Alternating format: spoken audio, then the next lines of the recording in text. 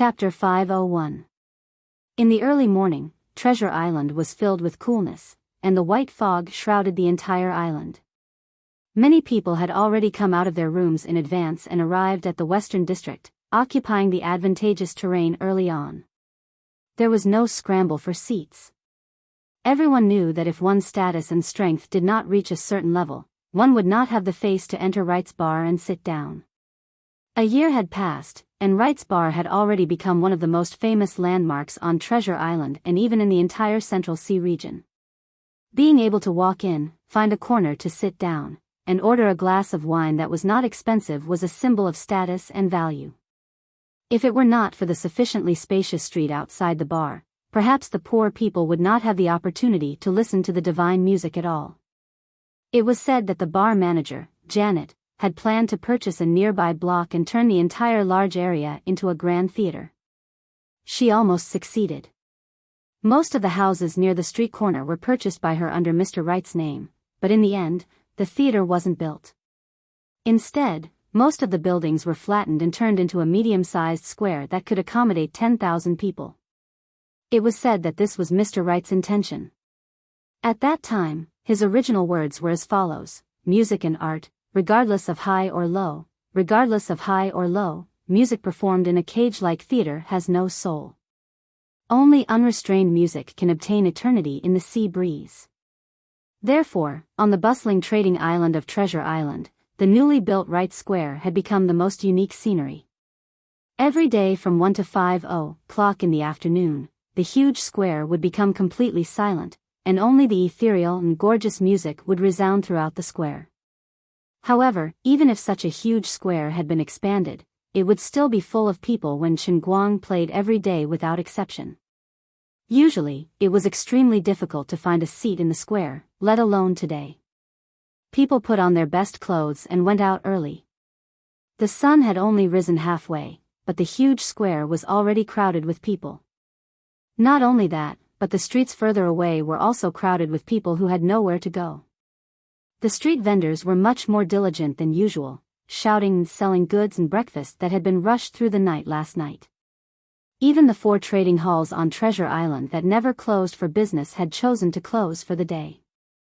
This was because none of the natives of Treasure Island who worked in the trading hall were willing to work at all. All of them had applied for leave to go to Wright Square. A festive atmosphere filled Treasure Island. In just one night, the resident population of Treasure Island, which was about 600,000 to 700,000, doubled. Everyone who could arrive within one day tried their best to come from all over the Central Sea region. It was rumored that the leaders of the Central Sea, in order to arrive within one day, had even used powerful black magic to arrive within one day. At this time, it was said that they would arrive before noon. In addition to the 3 captains who were originally on Treasure Island, among the top 100 pirate forces in the Sea of Moments, 7 more had rushed over overnight, and the leaders of 8 other forces were on the way. Without exception, in order to rush over as quickly as possible, they had all paid a heavy price, just to witness with their own eyes the contest between Musician Brook, one of the 12 Sea Emperors, and Wright. The competition between bards was actually not uncommon. Unlike the fierce competition between pirates, the competition between bards was mainly focused on performance skills or poetry creation. Basically, no lives would be lost in the competition. On the contrary, they could gain new insights through mutual exchanges and collisions. This was also one of the ways that bards in the transient sea who were close in level to improve themselves. It was just that from the very beginning, when Qinguang appeared on Treasure Island, he appeared to be too strong, so much so that no matter how envious, jealous, or hateful they were, they dared not challenge him lightly. On the contrary, most of them came to learn from him. Originally, these people did not have any hope of becoming his disciple. After all, there had never been a bard who was generous enough to pass on his skills. Moreover, how could the bard's skills be passed on? Even if they remembered the sequence of all the keys, they could not remember the rhythm between each note. It was not until 10 of them had successfully become Qinguang's disciples that they saw a musical score for the first time. At that time, Qinguang also expressed his astonishment. He had a dumbfounded look on his face and was puzzled. The transient sea had tens of thousands of years of history, so why couldn't they even invent a musical score? But later on, he also understood that in a sense, before he came here for the first time, the entire transient sea did not exist. Its previous history was a fictional reality created by the Cup realm when it created the world. To Qin Guang, the history of the transient sea was fictional, but to the people of the transient sea, it was real. It was actually very simple to explain why they did not have a musical score. It was because Qin Guang did not understand this thing at all. He did not have this concept in his mind at all. He had forgotten about it when the heavenly Holy Grail was creating the world. Sometimes, being carefree was a very happy thing. At this time, no matter how excited the people outside were, Qin Guang himself was sleeping soundly. After making the first cup of devil juice last night, he did not stay idle. He spent the whole night training 2 of his 10 disciples, Shauna and Celilan. The scene at that time was like this.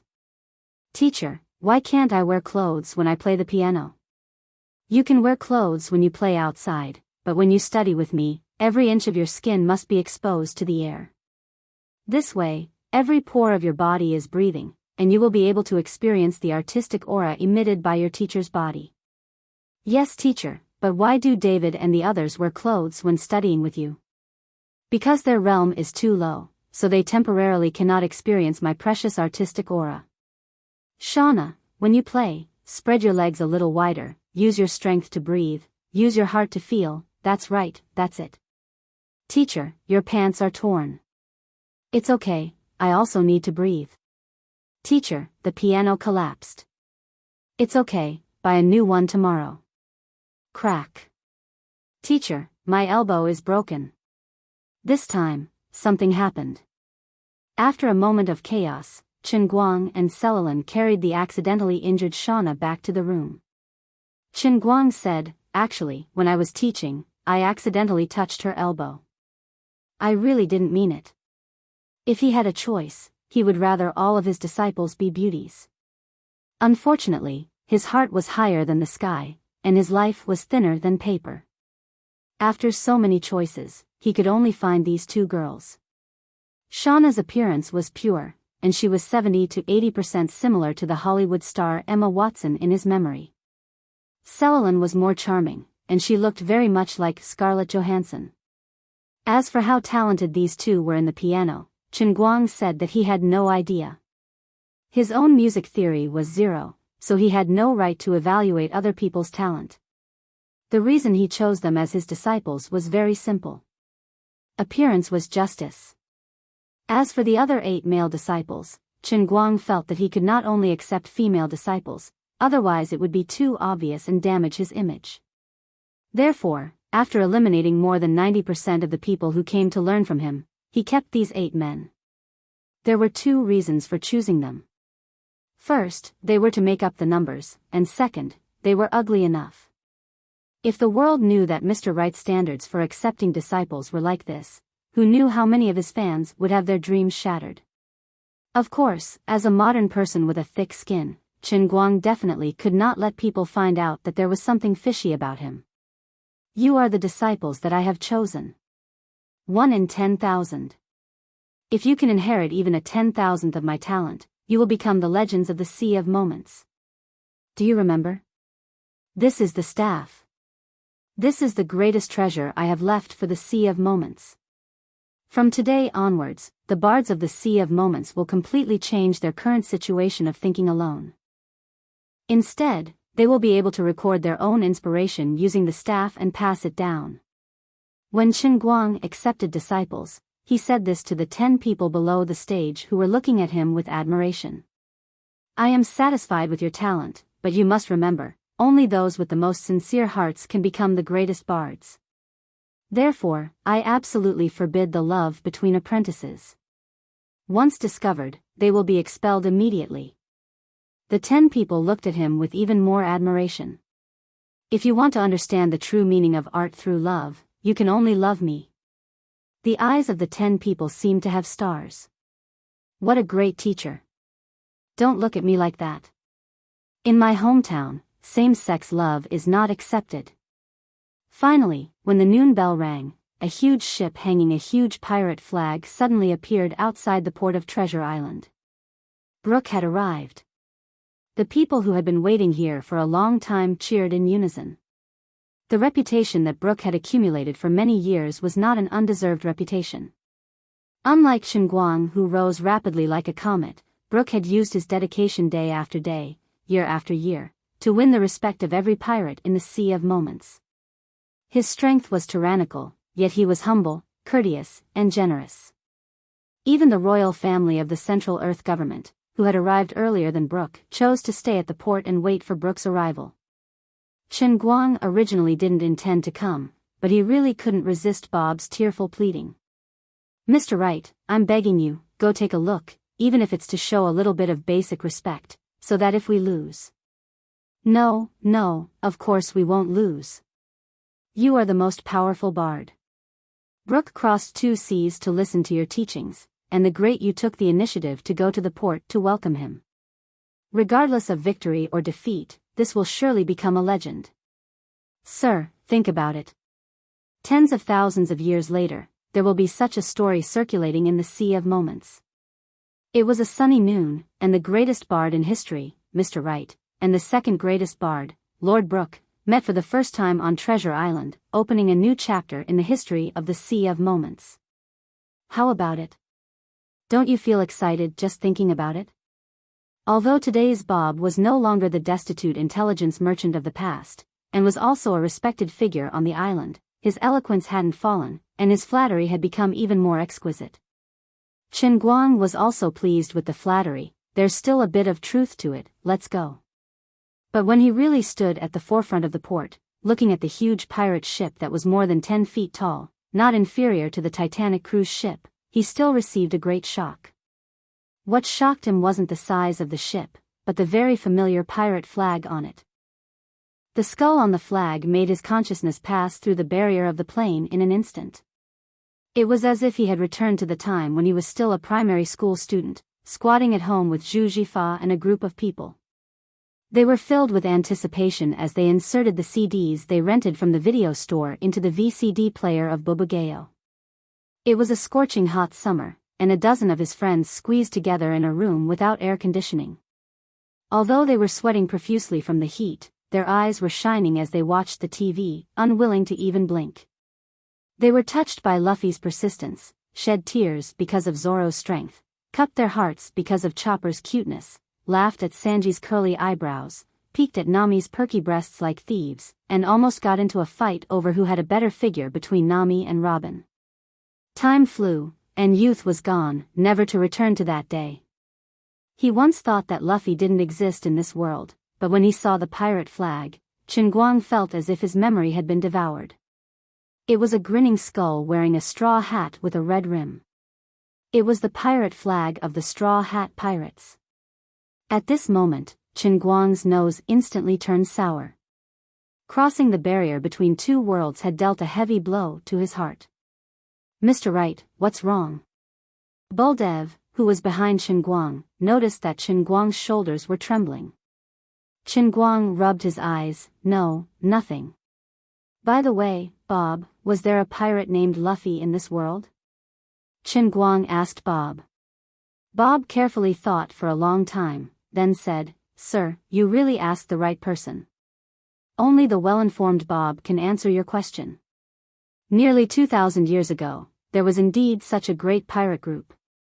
If they hadn't suddenly disappeared, Captain Luffy might have become the greatest king of the sea after Gol Roger. But the sea is forgetful.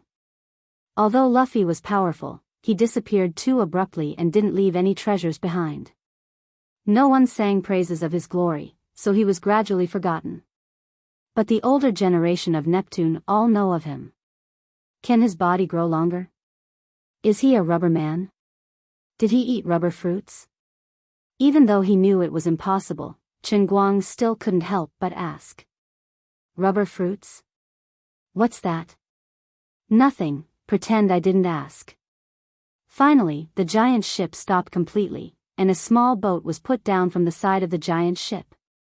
It had no sails, but it moved quickly on the sea like a water snake. A hearty laugh came from the boat far away. "Oh, ha ha ha.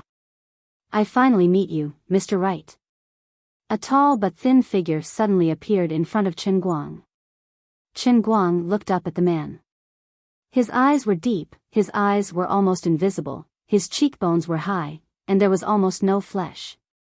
He was so thin that only a bag of skin was left.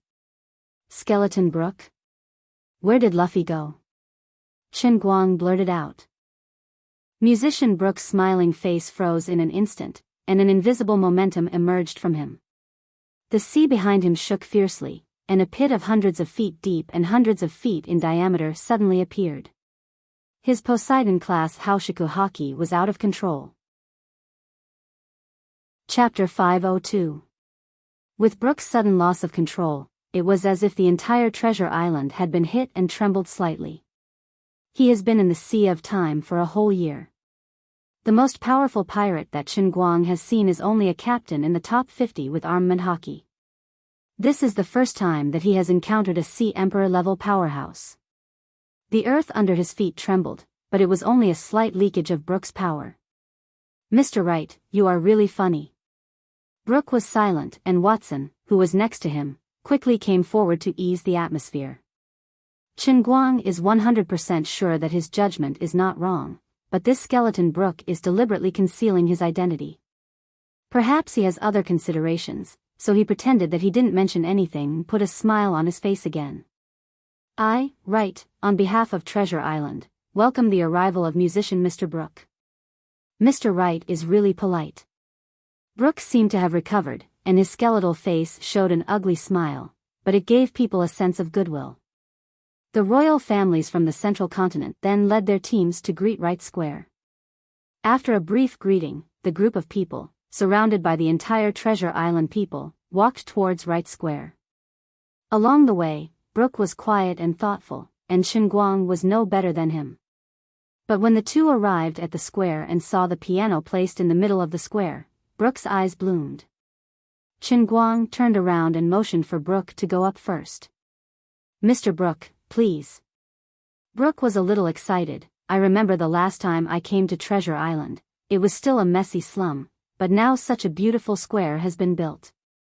I think this must be the credit of Mr. Wright." "Everyone. I just learned that this square is called Wright Square. So, I, Brook, propose to build a statue of Mr. Wright in the middle of the square. How about it?" No one thought that before the contest between the two sides had even begun, Brook had already put forward such a proposal. In the Sea of Time, statues have a very special meaning. So far, only a few people have left statues for people to admire, even including the statue of Gol Roger suffering on the execution platform. Although Chen Guang was quite accomplished now, no one had mentioned the matter of the statue because no one had enough weight to speak up. But if these words were spoken by Brook, one of the 12 strongest Sea Emperors, then the concept would be different. Brook's action made the two sides pay respect to Chen Guang before the fight even began. Chen Guang himself felt it the most. Following Brook's words, his faith value actually soared by thousands. This proved that at least thousands of people present were influenced by Brook's words and recognized his level in their hearts. He had worked himself to death for 4 hours to be able to influence so many faith points, but Brook only needed to say a few words. Just as he was about to be modest, Bob suddenly jumped out from the side, worthy of being Mr. Brook. "All my life, I, little Bob, have only admired my master, Mr. Wright. Now, at last, I see you, who are as great as Mr. Wright in my heart. For my master to be recognized by Mr. Brook, my little Bob's life is worth it." After saying that, this guy actually began to wipe his tears. Not knowing why, Chen Guang felt that he was crying tears of joy. He definitely felt glad that even if he lost, he didn't have to fight to the death. "This is too shameful." Chen Guang calmly waved his hand. Buldev came forward and knocked Bob on the back of the head, knocking him unconscious and dragging him to the side. "I've let Mr. Brook see a joke." Chen Guang restrained his thoughts. Although this square is good, the sound of the piano is too low. Although there are a lot of people here and everyone is quiet enough, only the people near the piano can hear the sound. It's really a pity. Brooke waved his hand. Watson, take out all the sound shells we found in the outer sea. Since I took the initiative to challenge you, in order to thank you for your generosity, I will give you these sound shells as a gift. As Watson spoke, he had his attendants open one big box after another. They took out a dozen large shells that were so thick that a person could wrap his arms around them and place them around the square. Finally, Watson put a small shell on the piano, turned around, and nodded to Qin and Brooke. It's done. Brooke was about to explain, but Qin raised his hand. Of course, he knew that this thing was called a sound shell. He was ecstatic. He had been worrying about how to spread his music. How come he didn't think that since the world of the Sea of Moment was taken from One Piece and Pirates of the Caribbean, then it was reasonable to have those colorful shells? It's just that no one had discovered it before. But for him, this was not a problem at all. He was a man with a divination ball. In the Sea of Moment, there was nothing he couldn't find. Although he couldn't leave, sooner or later, he could use his influence to let others get it. So, shall we start? Qin asked. Brooke nodded. Since I am the challenger, then let me go first. Qin declined to comment. So far, the bards he had met in the Sea of Moment, although they may have some talent, but no one could compare with him. As a player with the entire music library of all the piano artists on Earth, he was too much of a bully. Brooke's fingers were slender and slender. This was necessary, after all, they were almost skeletons. But his fingers were also very flexible. As he began to play, the sweet music echoed around the square, which was the credit of the sound shells arranged by Watson. These sound shells were collected by the one placed on the piano, and then transmitted to the large sound shells placed in every corner of the square using principles that modern science couldn't explain.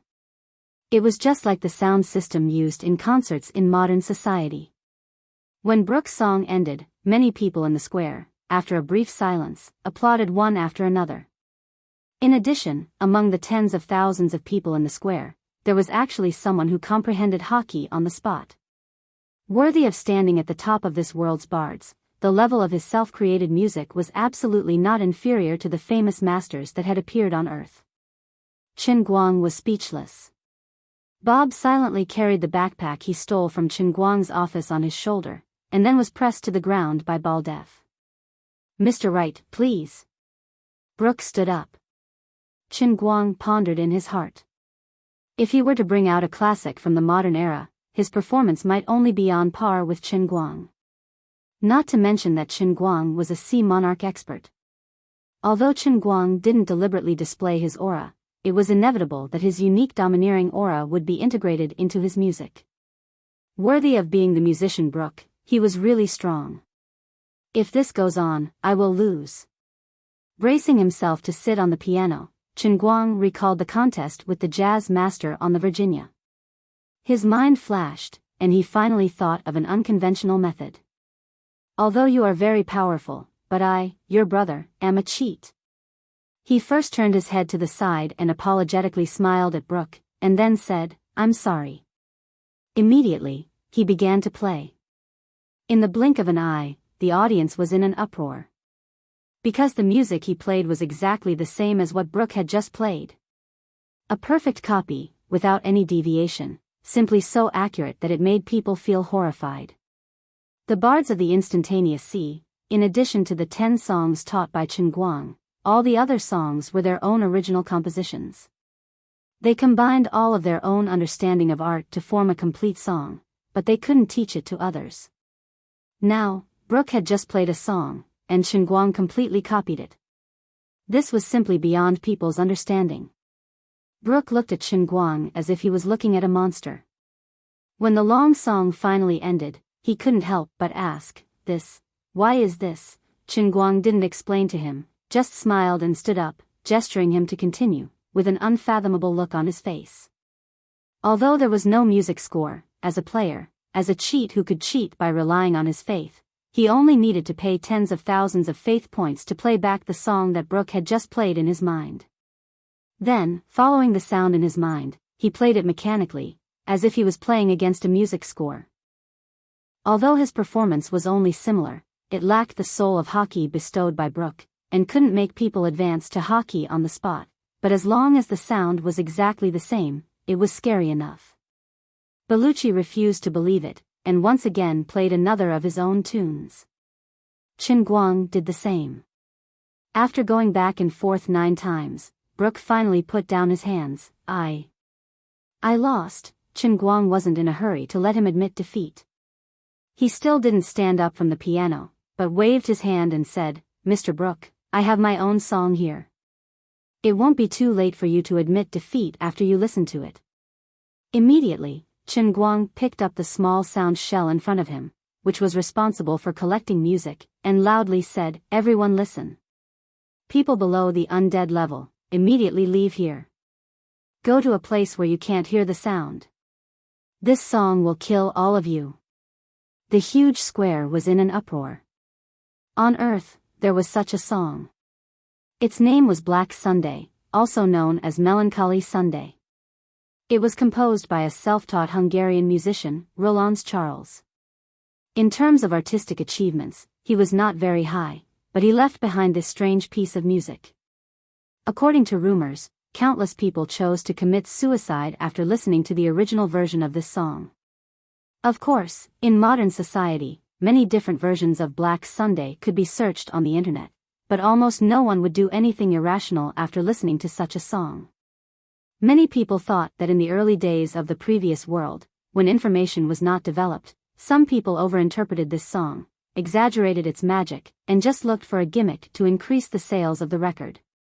But there was another theory, that the real original version was destroyed as early as 1945 because it was too dark and had a very bad influence.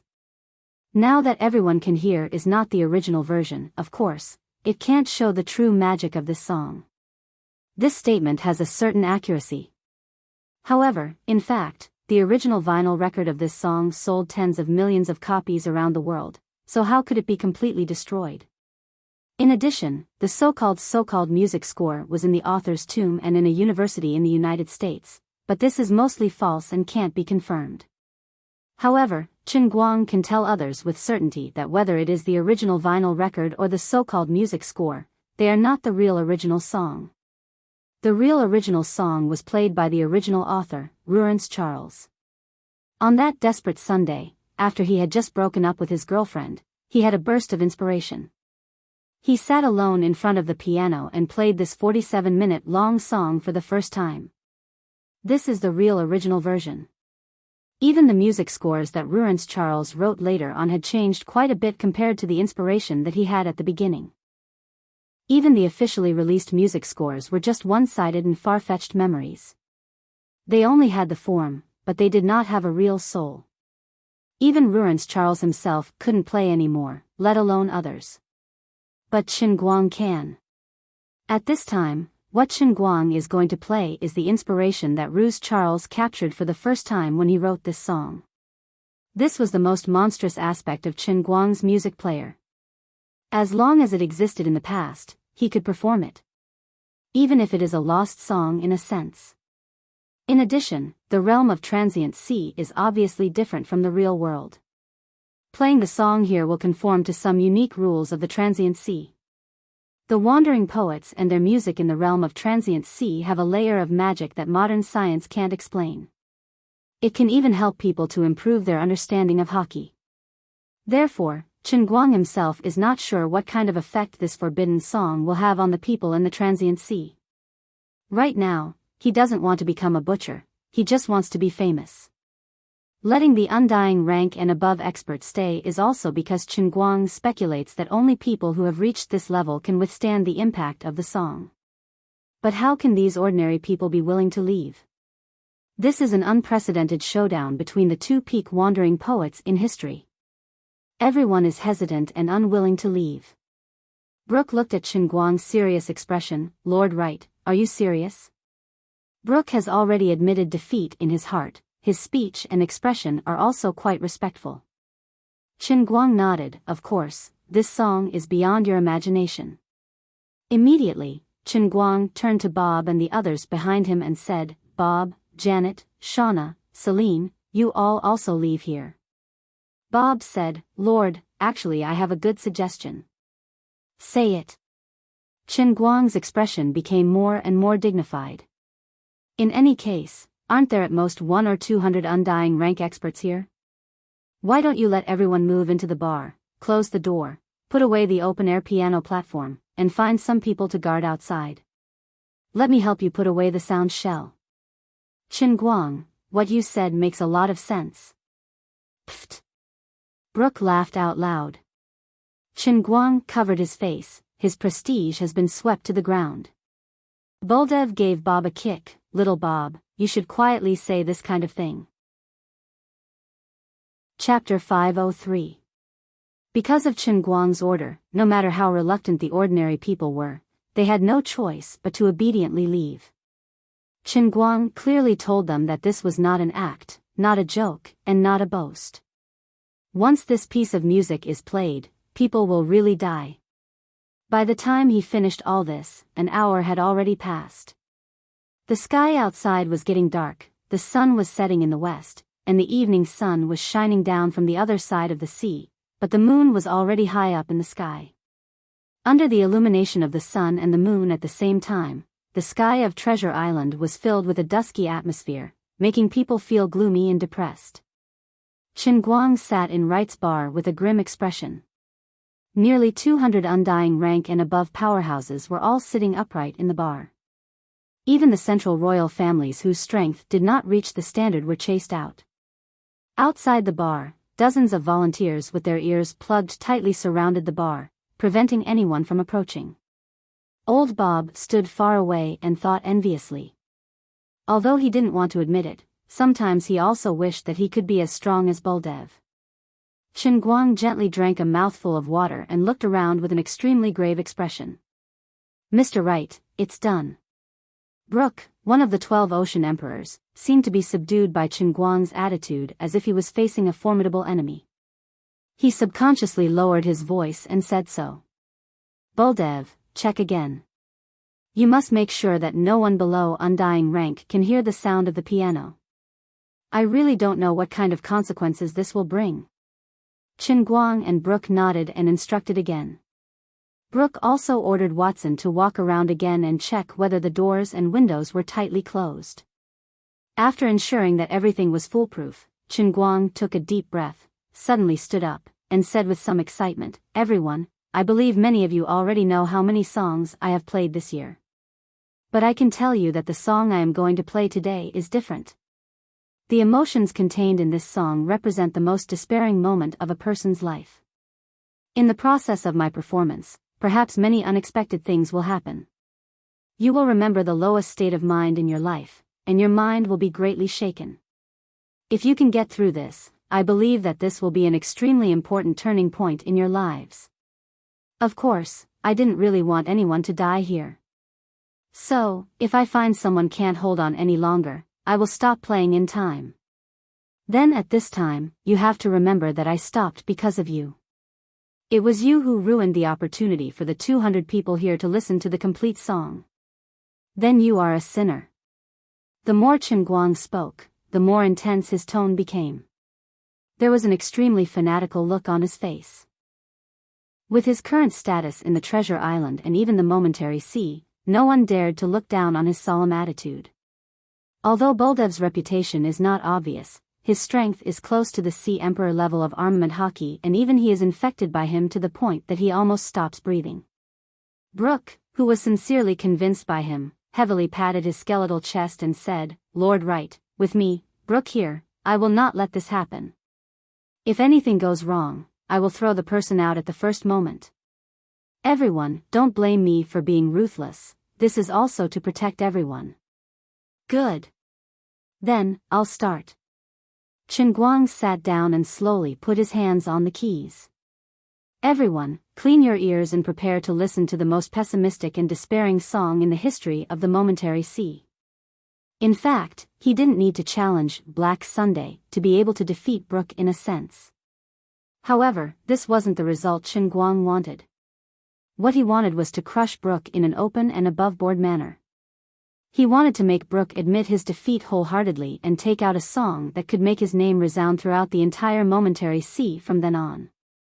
The choice of the original, Black Sunday, which is one of the 3 forbidden songs in the history of emotional rendering, is undoubtedly the most appropriate. Even if this is the momentary sea, because of some special reasons, too deep emotional rendering touching is a risky and crazy move, which is likely to bring unexpected results, but if you don't lose the child, you can't catch the wolf. Chen Guang thinks it's worth it. Take a gamble and turn a bicycle into a motorcycle. As long as he can do it, he can make Brook completely convinced and let everyone think that he is the most powerful bard in the momentary sea. From then on, he won't have to continue to waste time on playing. He just needs to wait for his reputation and sound to spread, and then he can lie down and collect faith value. Then he can devote all his energy to the new business, right? Divination house. Finally, the first note of Black Sunday was played, and the heavy atmosphere in the bar suddenly became darker and gloomier without any warning. Even the air began to thicken, making it difficult for people to breathe. The oil lamp, which was already very dim, swayed even though there was no wind, flickering on and off. Everyone in the audience was aware of the change in the atmosphere. This song really destroyed their minds. From the beginning, it pulled every one of them into an incomparably depressed state of mind. Brook's strength is tyrannical and his will is even more tenacious. However, he also recalled the reluctance and pain in his heart when he bid farewell to Captain Luffy and the others. He also recalled the despair and desolation he felt after waiting for 1,000 years without any news from his companions. What a despairing symphony it was. It was like a merciless monster, irresistibly and greedily devouring every inch of hope in the depths of one's heart. It could even make the most optimistic person lose all hope in an instant. Fortunately, everyone present is an undying rank expert and above. They have all experienced the trials and tortures between life and death. They all possess a constant and strong soul. Even in the face of such terrible setbacks and torture, they can still barely maintain their original hearts. Their souls were gradually brought into a storm by the music. They either dreamed of parting with their companions, or dreamed of their loved ones being torn apart in front of them, or recalled their most respected captain being torn to pieces in defeat, or like Brook, they became more and more desperate after thousands of years of bitter waiting. But they all persevered. No one would have thought that at this time, the one in the most awkward situation is not others, but the performer Chen Guang himself.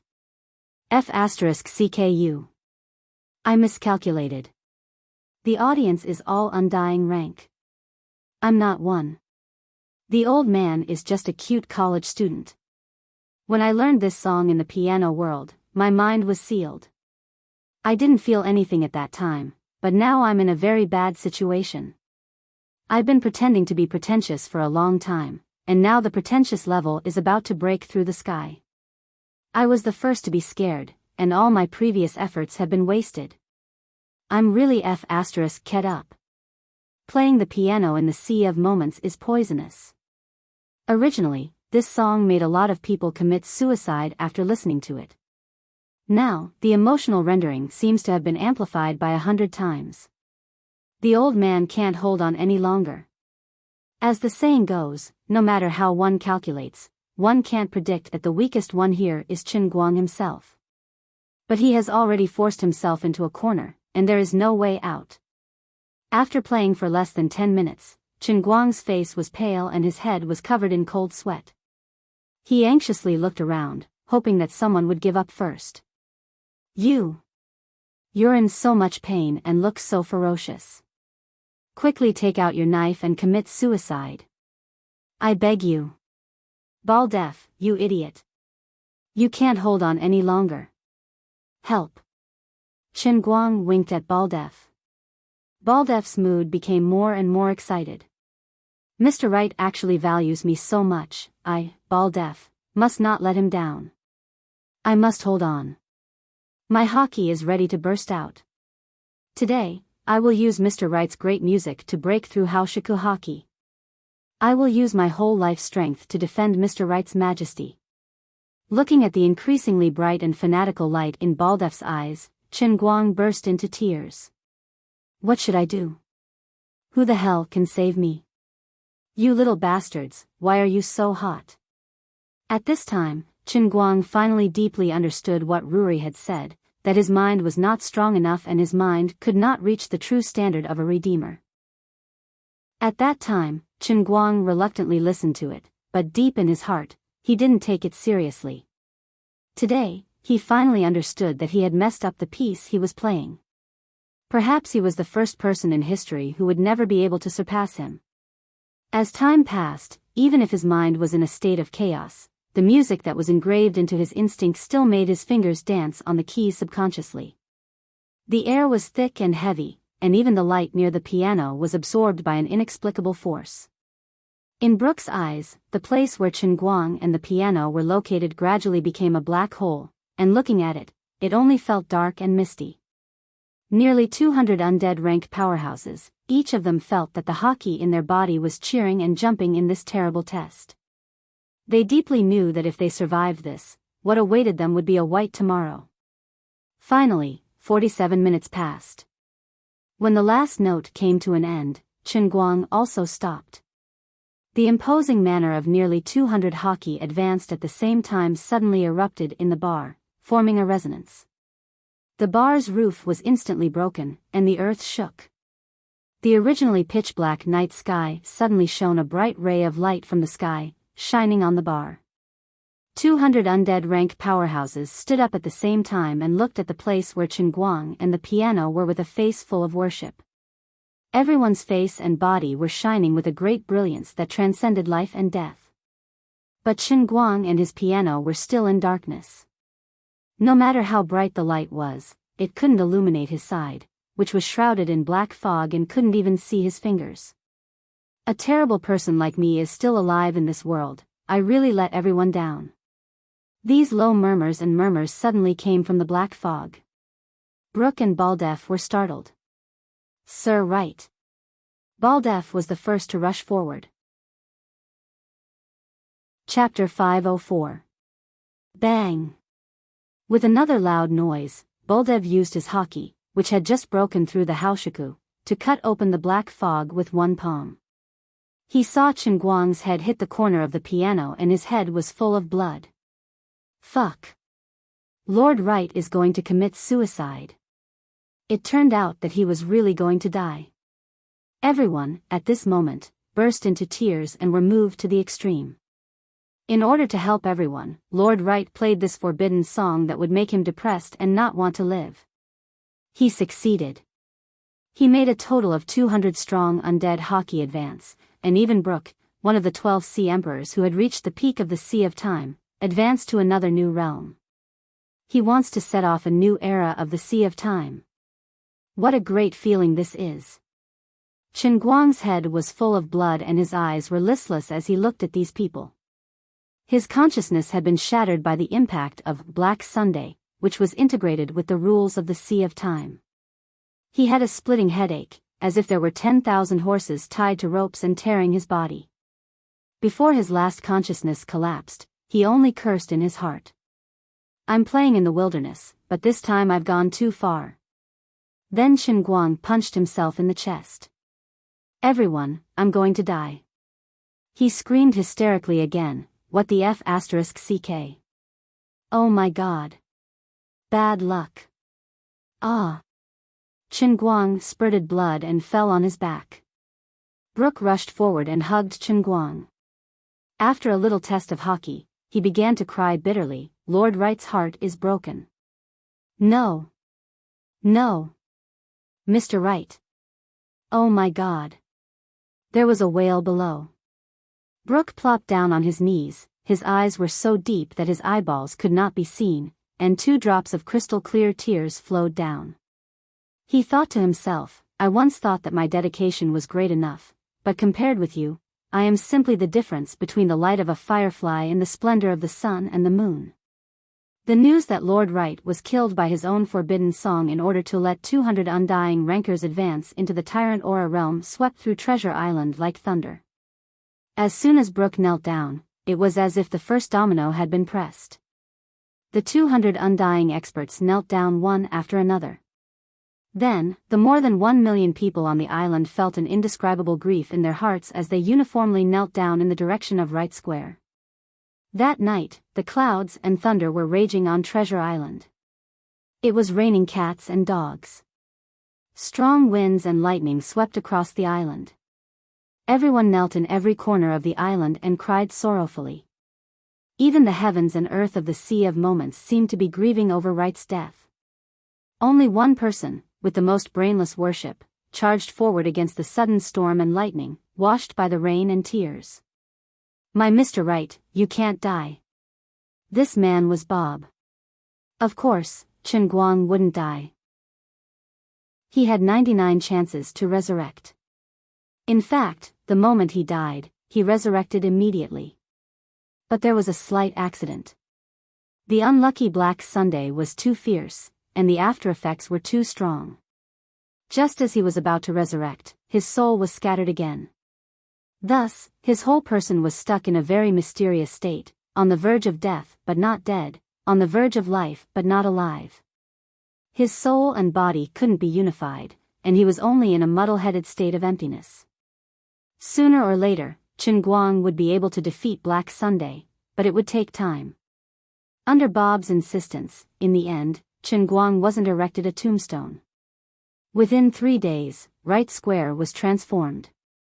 200 undying experts personally took charge of the hard work. In the center of the square, a huge statue of the handsome Mr. Right was built. Behind the statue, there was a hall made of white jade, named the Sage Temple. Chen Guang's body was placed in a crystal coffin, hidden in a ventilated and cool basement, guarded by Buldev and Brooke, who had decided to settle down here.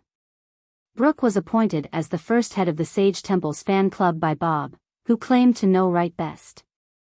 Buldev was the deputy head of the Sage Temple's fan club, and the other 200 undying experts were the backbone members of the fan club. More than 50 of them had armament hockey. Of course, they were born after the collective advancement. At that time, many people didn't understand why Bob didn't name it Knights Templar or Guardians of the Temple, but named such a lofty organization after food. Bob angrily rebuked everyone. When Mr. Right first came to Treasure Island, he praised me. He said that I was his first fan in the transient sea. What Mr. Right loved the most were fans. Mr. Right comes from a mysterious area that you can't even imagine. This is the culture of his hometown. Since it's the culture of Mr. Right's hometown, there must be a great philosophy in it. Brooke was the first to express his support. Moreover, Bob can be 100% sure that although Mr. Right doesn't have the strength of an undying expert, he will definitely be resurrected, in this body. Bob's words shocked everyone to death. His judgment was based on the information he had secretly investigated. According to the information, 100 years ago, Mr. Right, the second officer of the Annie, was around 20 years old. The current Mr. Right was also a little over 20 years old. Mr. Right doesn't have an undying soul, which can only mean that he has an undying body and soul. Unlike other people's undying, he doesn't age at all. This was the reasoning of a professional intelligence merchant. Bob firmly believed that this was the secret he was most proud of. Even Buldev didn't know about it. Buldev comforted him. "Little Bob, I understand your feelings, but..." Bob jumped up and angrily hit Buldev. "Buldev, you idiot. As long as 1 year, you will believe me." It didn't take a year. 3 months later, everyone believed Bob's judgment. How long can a dead body be preserved? This question doesn't need to be investigated too deeply. But after 3 months, Right's complexion was still rosy.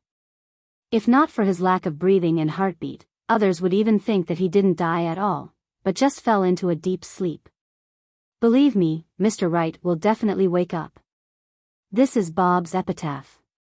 5 years later, in order to develop the sound shell brought back by Brooke into a phonograph shell, which can record zither music and broadcast it all over the world, the overworked Bob passed away on a quiet night at the age of 64. Before his death, he finally drew the last stroke on the design. The phonograph shell was announced.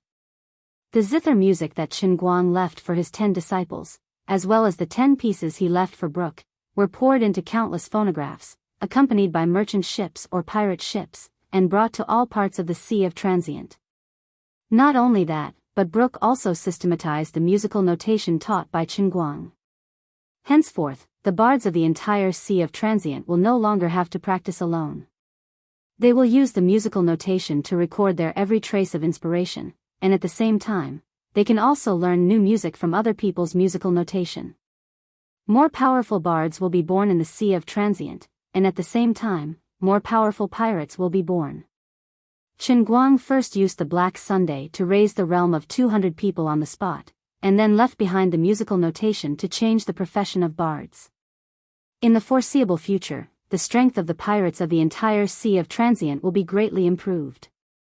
Poseidon created the history of pirates, Gol Roger used his death to open the great era of pirates, and Mr. Right used his selfless dedication to open a new era of the strong. Another 5 years passed, and the 4-year-old Bob followed a huge fleet back from the outer seas. This pirate group was called the Royal Pirate Group. Qinguang fulfilled his promise, bestowing Bob with an undying soul, and after Bob was resurrected, he became a member of the Royal's crew. Although there were countless coincidences involved, the young but mature Bob believed that it was all Mr. Right's arrangement.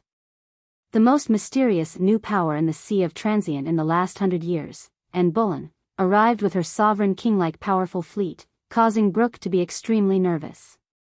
He and Buldev, who was guarding Treasure Island, brought dozens of undying rank experts to the port and waited. Buldev, although today I already possess the power of an overlord, and Boleyn's mysteriousness is known to all. On the Royal, there are at least 300 undying rank experts. Nobody knows what frightening methods they have. Later, when the confrontation starts, you must protect the Sage Temple, and absolutely cannot disturb Lord Right's rest. Brooke shook his crutch and said in a heavy tone. Vicious Wolf Buldev's face was gloomy. Does this female devil want to become enemies with the entire Sea of Transient? She actually dares to attack Treasure Island. This is simply unforgivable. Perhaps she is jealous of our status, and also wants to become Lord Right's follower. Another undying rank expert speculated. Seeing the fleet gradually approaching the shore, and the skull flag inlaid with roses becoming more and more distinct, Brooke waved his hand. Everyone be quiet. Prepare for battle. However, the confrontation between the two sides did not last for more than a second. The 20-year-old Anne, carrying the 4-year-old Bob in one hand, came treading on the waves, followed by Watney, Bartu, and other super experts. The 4-year-old Bob shouted in a childish voice, "Captain, don't shoot. We're on the same side." Buldev, do you still remember little Bob by the Daming Lake? Buldev and Bob, who had followed Qinguang for a whole year, had heard Qinguang muttering these two words when no one was around. At that time, the two also questioned Qinguang for a long time, asking him what the captain's profession was, and which lucky woman Xia Yuha was. Qinguang gave the two men a kick each. But about a month before his death, Bob felt that his condition was not right, and that he would not live long. He had already written his will, and with Buldev, agreed on the secret signal to meet. At that time, Buldev ridiculed Bob for not working hard to train, saying that he had no hockey, and that it was impossible for him to obtain the qualification of immortality, but Bob said another famous saying left by Qinguang, you still have to have a dream, what if it comes true? Now that the secret signal was correct, the hostility between Brooke and Buldev instantly melted. Buldev laughed so hard that he clutched his stomach. Now you really have become little Bob. And threw little Bob far away, and Buldev caught him and pulled open his clothes. Come, little Bob, Grandpa will feed you milk. Get lost. Bob roared at the top of his voice. Chapter 505. Since then, Annie directly lived in the Sage Temple. Although Brooke strongly opposed it, it was of no use. Annie knew Right 100 years earlier than him. I had been waiting for him for 100 years. I don't want to waste another second. Brooke, although you may be a bit stronger than me now, if you must taste this old woman's fist, this old woman doesn't mind dismantling your skeleton. A crazy woman who waited for a man for 100 years, even Brooke didn't dare to look straight at her. Of course, what made him choose to concede was Bob's mediation, confirming that Qin Guang had indeed said that he was once the second officer on the Royal. When Qin Guang opened his eyes again, he saw a blonde girl with two big sapphire blue eyes bending down to wipe his body. Who is this? Is this figure going to break through the horizon? Your career line is a bit explosive. Your posture of bending down is a bit undignified. Is there a heaven in the sea of time? Did I accidentally open a new world? Wait, this girl looks a bit familiar. Perhaps because he had slept for too long, just waking up, his brain was still a bit slow. After a long time, a name gradually emerged in his heart. He finally remembered who she was. Captain Annie. Qin Guang's mouth was somewhat unclear. He hadn't spoken for a long time. He almost forgot how to use his vocal cords to pronounce. The 18-year-old Annie's body suddenly shook, and the silk handkerchief in her hands suddenly fell to the ground. She slowly raised her head, and a pair of beautiful eyes stared at him. After a short moment of silence, tears poured down like a tide. She frantically shook Qin Guang's shoulder, roaring at the top of her voice. Right. You bastard. I waited for you for 100 years. You finally came back. But you slept here for 100 years. You are a complete bastard. How much do you want to torture me before you give up? Why don't you let me die quietly? Why let me die again and again and come back to life? Why let me bear this endless pain of longing? Why did you leave without saying goodbye? Why didn't you confess to me one more time? I stared at the boundless night on the sea.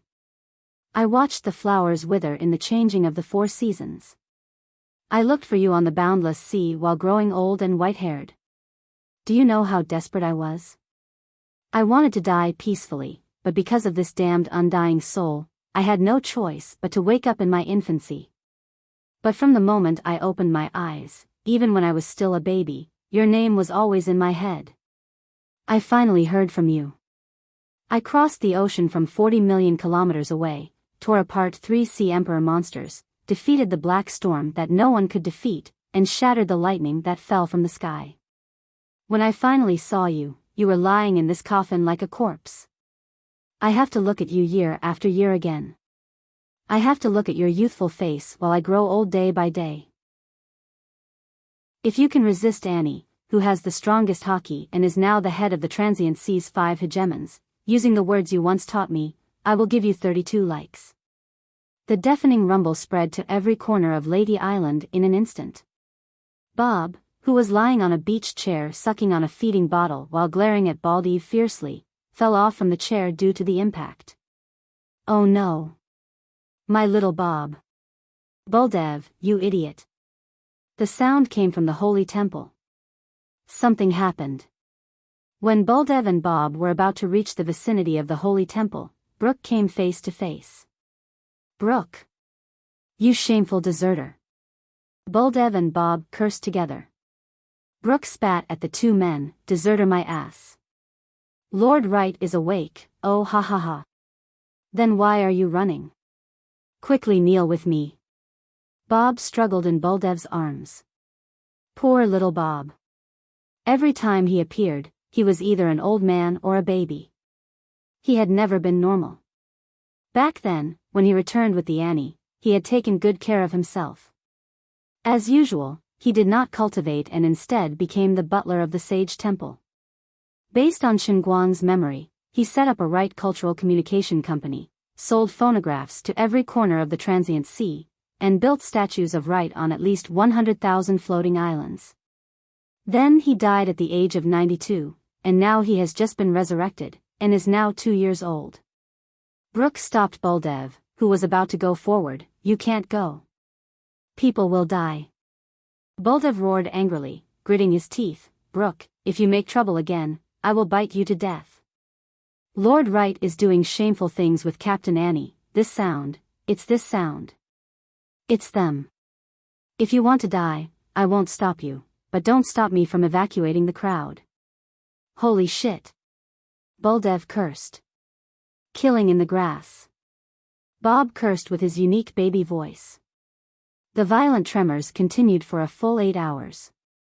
The strongest pile driver in history finally met his match, the 28 ocean emperors of the Age of Experts, and Annie, the leader of the 5 hegemons, were naturally not easy to deal with.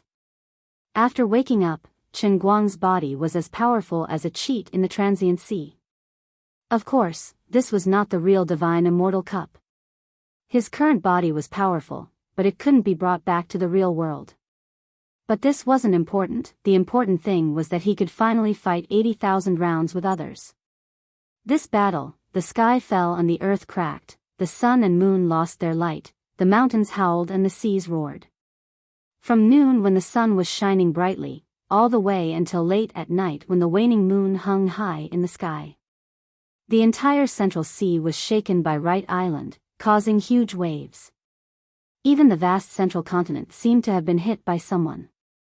The above was purely boasting. But it was indeed frightening. Chen Guang lay in a huge pit that was at least a dozen zhang deep, his face filled with confusion. The magnificent sage temple had long been razed to the ground, the white jade shattered to the point where not even dregs were left. I don't know how you did it, but in short, your pile driver idol has appeared. It's a huge D*CK, I've already shaped it for you. Liuli's voice suddenly sounded in his mind. Fuck. This wave is good, very strong, bye. In just one shot, the pile driver idol had appeared. Also, what the hell do you mean you've already shaped it for me? I want to change it. At least change it to the shape of a cup. That way, when I mention this idol in the future, I can only say, it's an indescribable shape of 100 zhang. At this moment, Chen Guang was dumbfounded. Wait a minute. Speaking of which, there's still the Qilin arm. Chen Guang screamed in his mind. Liuli ignored him. Annie, who was dripping with sweat, came over again. Dear Right Chen, again? No. Let me take a breather. The strongest pile driver in history lowered its noble head in front of the even more unreasonable pirate queen. Chen Guang covered his face. I've been F*King pushed down again. Why again? In short, after half an hour, the people hiding in the east corner of Right Island finally returned one after another. The total population of Right Island today was much less than when it was called Treasure Island. In the past 100 years, because the Sage of the Sea rested here, the original trading function of Treasure Island was gradually stripped away and abandoned. This place turned into an existence similar to the Church's Holy Land, and was eventually renamed Right Island. Those who could settle down here were either representatives of major forces, outstanding bards, or descendants of those who worked in Wright's bar. Other than that, there were also core members of Wright's Cultural Communication Company, where Bob was the general manager. Chen Guang first spent an hour to comfort everyone, especially old Warnie, who used to be a little follower and an old bastard. Now, little Bob couldn't stop crying. Annie, on the other hand, went to sleep with satisfaction. According to her words, my man is back, I'm going back to be a noble lady. Chapter 506. Following that, the conversation between Chen Guang and the crowd was basically made up of, holy shit. It has become Right Island. Holy shit. Sage Fan Club. Wright Cultural Communication Company. Holy shit, little Bob, you can do it. Of course. I am Lord Wright's most loyal servant. 2-year-old Bob bowed and said in a pious tone. Others didn't feel anything wrong, but for some reason, Chen Guang just didn't know why. Even if his temperament had already withstood the test of the Black Sunday, and was definitely not the same as before, at this moment, he really wanted to throw a shoehorn at Bob's face. No matter how he looked at it, Bob was asking for a beating. Right, didn't you say that I still have the Sage Temple and the statue? Where are they? Chen Guang looked left and right, up and down, but couldn't find them. Lord, before noon today, your temple is here, and the statue is there. Brooke pointed to 2 different places behind Chen Guang. Chen Guang pushed his hands, acting like he couldn't bear to recall the past, forget it, it's gone, don't mind those details. Then he grabbed Bob and raised him in front of him. I really have to praise you, Bob. You've done a really good job, you've worked hard. Chen Guang looked at this child's face. He didn't expect this guy to remember what he had accidentally mentioned. In order to develop the phonograph shell, he had worked himself to death. Fortunately, he could be resurrected. What was even more amazing was that he had used 100 years to spread his name and phonograph shell to almost every place in the Sea of Time. Just now, Chen Guang sensed that his current production of faith value was as high as 130 billion a day. This meant that Bob's demonic claws had spread to almost 73% of the population of the Sea of Time. Right now, in Chen Guang's warehouse, there was an outrageous amount of faith value. He couldn't be bothered to count the exact number. After all, according to what Ruri had said, the small surprise that would appear after the daily production reached the level of 100 billion was already there. Just as he had expected, Lady Island could be moved by paying faith points. Then, the next step would be to first try to understand the relatively easier languages. Then, he would control the 10-kilometer-wide Lady Island and start an unprecedented tour of the Sea of Moments. Thinking about it, it was quite exciting. What is your ship? The old man's ship is an island. Accumulating faith should have been something that Chen Guang had to put in a lot of effort and work himself to death to achieve. In the end, after sleeping for 100 years, Bob had done it for him. Of course, he had to praise him heavily. Bob burst into tears again. Lord Right.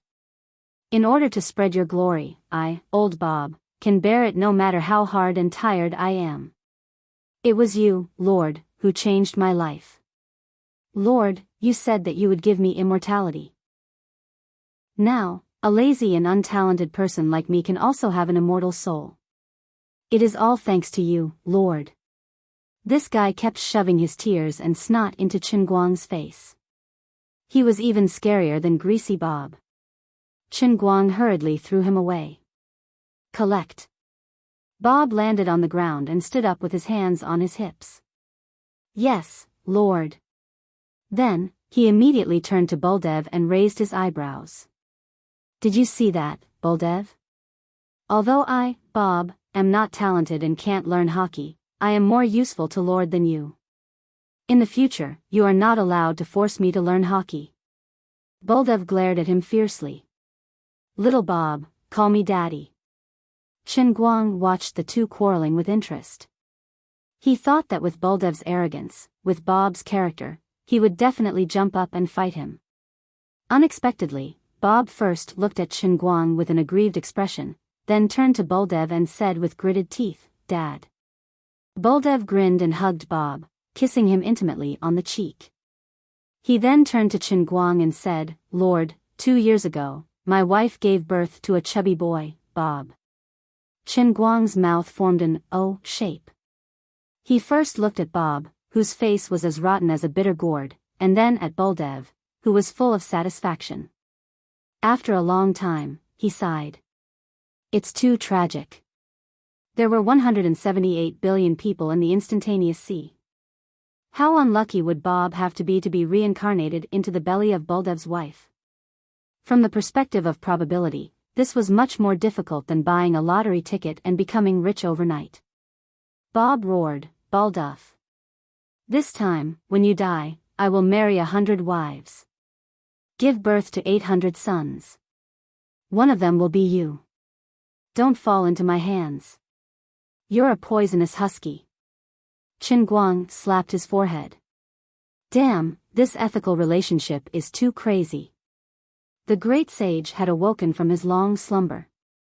This was a day worthy of celebration. Under Brooke and Bob's efforts, the transmission shell and the phonograph shell had spread throughout the instantaneous sea. Early in the afternoon, the news that Sage Wright had woken up from his dream spread like a wave through the spiderweb-like communication network of sound transmission shells.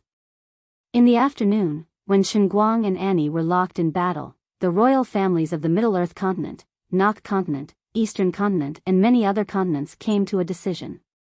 Today was a special day. Every year, the 8th day of the 3rd month would be designated as the Day of the Sage. To commemorate the resurrection of the great sage Right, who had single-handedly started the era of the strong. Not only that, another legend that had been circulating in the Middle-earth Sea 100 years ago had also been confirmed. To be able to conquer Sir Right in bed, only a woman of Ocean Emperor rank and above could do so. As expected of the great sage, everything he did was so powerful. To be able to fight with the terrifying Annie for 8 hours, he was fully deserving of being the overlord of the instantaneous sea. The instantaneous sea was a world of the strong where the weak were prey to the strong. This kind of thing that was very difficult to talk about in the outside world had instead added another layer of glory to Chen Guang in this world. He didn't sleep for the whole night. On one hand, it was to seek refuge. On the other hand, Chen Guang had been guarding the demon juicer the whole night. Looking at the room full of demon juicers, his mouth was about to crack from laughing. Halfway through his laughter, Chen Guang's expression changed and he reminded himself. I can't be so happy. I'm a respected great sage now. I've also experienced life and death for 100 years. I can't be so frivolous, I have to be steady. No, by the time I thought about it, I had already broken the spell. Damn, I feel like I'm hopeless. Pushing the door open, the loyal Bob was already waiting at the door with a bottle of milk. Who knew where he ordered a set of exclusive aristocratic clothing for babies? It looked quite out of place. My most respected Lord Right, you're awake. Your most loyal servant, Bob, is here to greet you. Without saying anything, Chen Guang stripped Bob until he was only left with a diaper. This looks much more pleasing to the eye. My lord, you really have a keen eye. I also feel much more refreshed. Chen Guang strolled around the current Lady Island, observing the local customs and practices. 100 years would change a lot. The once bustling trade district and flea market district had long since become empty. Even the trading hall had been razed to the ground. What replaced it was a beautifully trimmed garden. Small statues of Chen Guang could be seen everywhere, as well as a phonograph that could play a zither with a light tap of one's palm. Anyone who came to Lady Island would fall in love with it. Because of its beautiful scenery, it was filled with a rich artistic atmosphere. Almost every year, there would be pirates recuperating here and advancing. However, the population of the entire Sea of Time was too great. If everyone were to flock here, Lady Island would probably sink to the bottom of the sea. Therefore, with the 2 hegemons, Brooke and Annie, as well as the agreement of the other 3 hegemons, including Blackbeard Teach, the following decision was made. Every year, only 50,000 slots would be open to the public.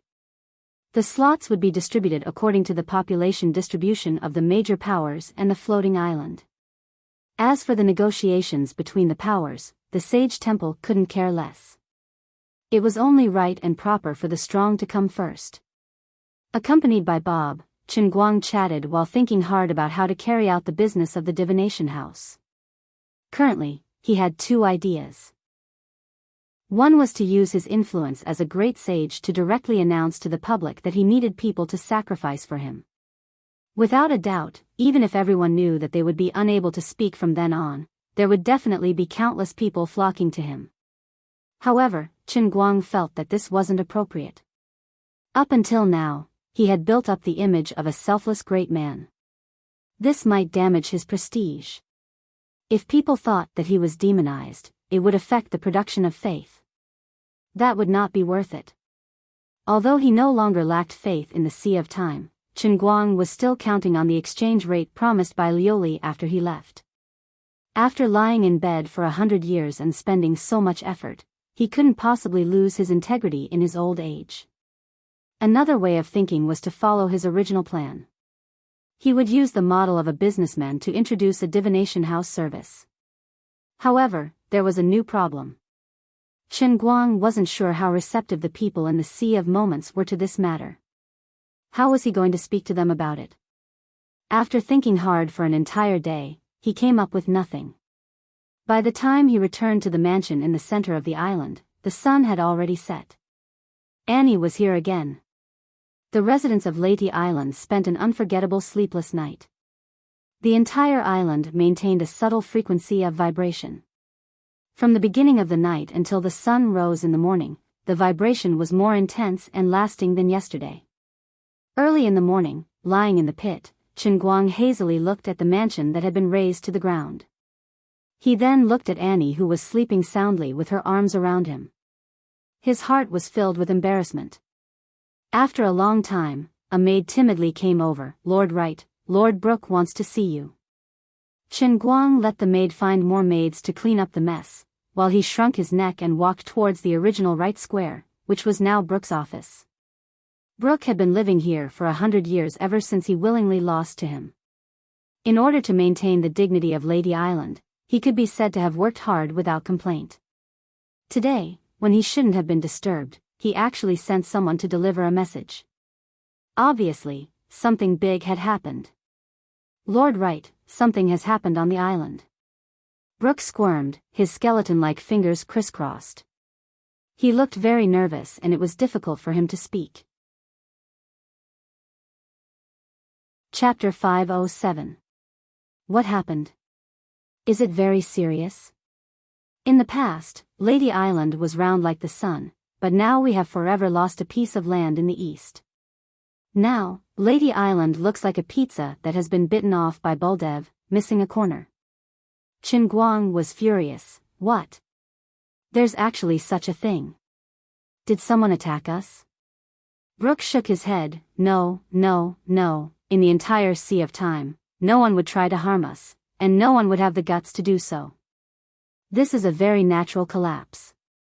Fortunately, at that time, there was no one in that area. It happened this morning. The more Brooke said, the lower his head drooped. Chen Guang's face turned red. Oh my God, how could I do this? Was there such a big movement? I didn't realize it at all, as I was closely involved in the situation. Don't mind those details. Losing a little piece of land is no big deal. In any case, it didn't sink, right? At this time, the ground under the two's feet suddenly trembled, the entire Leyte Island fiercely shaking. Monstrous waves soared to the sky. No, not monstrous waves, but currents from all directions. Damn, Leyte Island is going to sink. In a sense, as a speck of dust floating on the surface of a water cup, as a 10-kilometer diameter floating island, after losing a piece of land, the balance was broken, and after several hours of brewing, a major event finally happened. In Chen Guang's heart, 10,000 alpacas whizzed past. I really sank the island. The price of my life as husband and wife is a bit too high. Brooke, who has lived for thousands of years, had rarely seen such a terrible thing as the sinking of a floating island. He was scared to death. No one knew how deep the bottom of the sea was, but everyone knew that every floating island was a precious and non-renewable resource of the Sea of Time. Even if two super experts with a blood feud were to fight for their lives, they still wouldn't be willing to destroy every floating island. Floating islands are the most precious treasures bestowed by the god of the Sea of Time to the people of the sea. They are the most devout faith of all the intelligent beings in the entire Sea of Time, not to mention Leyte Island, this large floating island. What happened? What should we do? My God! Brooke unexpectedly screamed. The incident happened in a hurry, and it was too late to escape. Even if experts like Chen Guang or Brooke could escape, it would be difficult for the existence on the island below the undying rank to survive this terrible, natural and man-made disaster. Chen Guang's mind raced, and an idea came to him in the blink of an eye. Thanks to the faith value, its effects were really too comprehensive. Now that Chen Guang knew what was going on, he no longer panicked. Instead, he let out an evil and wild laugh and looked at Brooke. Brooke, I really can't believe that you are actually one of the 5 hegemons. You've really lost my face. In Chen Guang's memory, the skeleton Brooke in the One Piece manga was also famous for being timid. As a skeleton, he was as timid as a mouse. He could even scare himself when he looked in the mirror. Brooke, the musician in the Sea of Fleeting Time, was no better. Lord Wright. It's not that I'm a coward, it's just that this is too scary. It really gave me the creeps. Although I basically don't have any hair. Brooke still screamed, and then began to yell at the top of his lungs, "Everyone, quickly escape. It's going to sink." Buldev also fiercely pushed open the door and entered. "Lord, I'll protect you." The shaking outside was getting more and more intense, and the huge island was rapidly sinking. Near the square, countless people were screaming and running in panic. Even Annie was awakened from her sleep, wearing a battle armor and stepping on the air. Annie angrily roared, "Who is it? Who dares to destroy this old lady's love nest?" Little Winnie, who was following behind her, reminded in a low voice, "Captain, it might be that when you and Uncle Wright were having sex, the shaking was too intense." Wright Island might be. Annie, after a short silence, her whole body emitted black gas, and she suddenly raised her arms and shouted that, in any case, let's save as many as we can. Come. Princess Annie's royal guard wore soul. A black fog rose from her back, covering the sky and covering the earth. Her giant ship, and royal, unexpectedly appeared in mid-air, and then landed on the right square with a loud bang. This was one of the many powerful black magic that Annie had mastered, which could instantly summon the ship to her side. "Everyone, quickly board the ship." Annie once again landed on the ground, one hand pressed on the ground, and an even denser black gas emitted from her body. The blue veins on her neck swelled, and a tyrannical domineering aura diffused from her body. She roared, "Rise for me." Seeing Annie's action, Brooke finally found his backbone. "I also have domineering aura." "You just remembered it." Bob hugged Buldev and scolded, "Dad, bite him." Brooke and the other strong undead used their domineering aura together, finally slowing down the sinking speed of Wright Island. Although it still couldn't stop it, it bought a lot of time for people to board the ship. At this time, Chen Guang coughed lightly, suddenly stood on the balcony, opened his arms, and said loudly, "Everyone, don't panic, I'm here." Everyone turned their heads to look at him. For a moment, Chen Guang's image became radiant. The way he opened his arms to embrace the air, resembled a true saint. "Oh sea! Oh sky! I am willing to offer my soul, my life, my everything. Grant me the power of the prophet, the ruler of all things in the world, the spirit that controls wind and thunder, the holy spirit of the sea. Heed the call of my great prophet, Wright Chen. Cross the distant space and time, gather on my territory, protect my people. Come. The power of fate. Cover this Wright Island, turn it into the Ark of Life." Stirring up all the air in his chest, Chen Guang let out the loudest cry of his life. In this almost doomsday-like scene, everyone's attention was attracted by his seemingly mindless crazy action. One after another, the people who gathered raised their heads. For some reason, everyone had an illusion that at this time, Chen Guang's whole body was surging with a dazzling radiance that people couldn't look straight at. Great teleportation technique. Chen Guang continued to assume the pose of a charlatan, roaring, but his mouth was silently saying, "Pick a place, move for me, quickly." Lady Island, which had been sinking continuously, began to rise slowly. The seawater that had just poured in receded from each block, surging violently. In addition, every rock on the entire island, every inch of soil, every building connected to the island's ground, became sparkling and translucent in an instant, emitting a crystal-like radiance. The entire island continued to rise, and an unknown buzzing sound resounded throughout the world. Although no one knew what was happening, at this time, this phenomenon was clearly beyond everyone's understanding. A miracle. An inconceivable miracle. Brooke exclaimed while covering his mouth. Annie also withdrew her domineering aura, her eyes filled with excitement and worship. "I knew you could do it. Worthy of being my, Annie's, man." Bob raised his arms and shouted, "My great master. Bob is your eternal believer." Brooke's eyes were filled with tears, thinking, "Luffy, did you see? Finally, such an inconceivable strong person appeared on the sea of time. He will certainly lead us to find true freedom." Chen Guang smiled at everyone, trying hard to maintain his unfathomable appearance, thinking, to be honest, if not for this matter, I really didn't know that moving Right Island would cause such a big commotion. Now it's good, letting everyone experience it in advance, so that next time they can be mentally prepared. It's a blessing in disguise. Just don't know where it will be moved to. The radiance on the island gradually became more and more intense, including Chen Guang. Everyone couldn't see anything clearly, only a stretch of white, even the people next to them couldn't see clearly. Finally, when everything became quiet, all the radiance suddenly disappeared. All around, it was pitch black, one couldn't even see one's fingers in front of one's hand.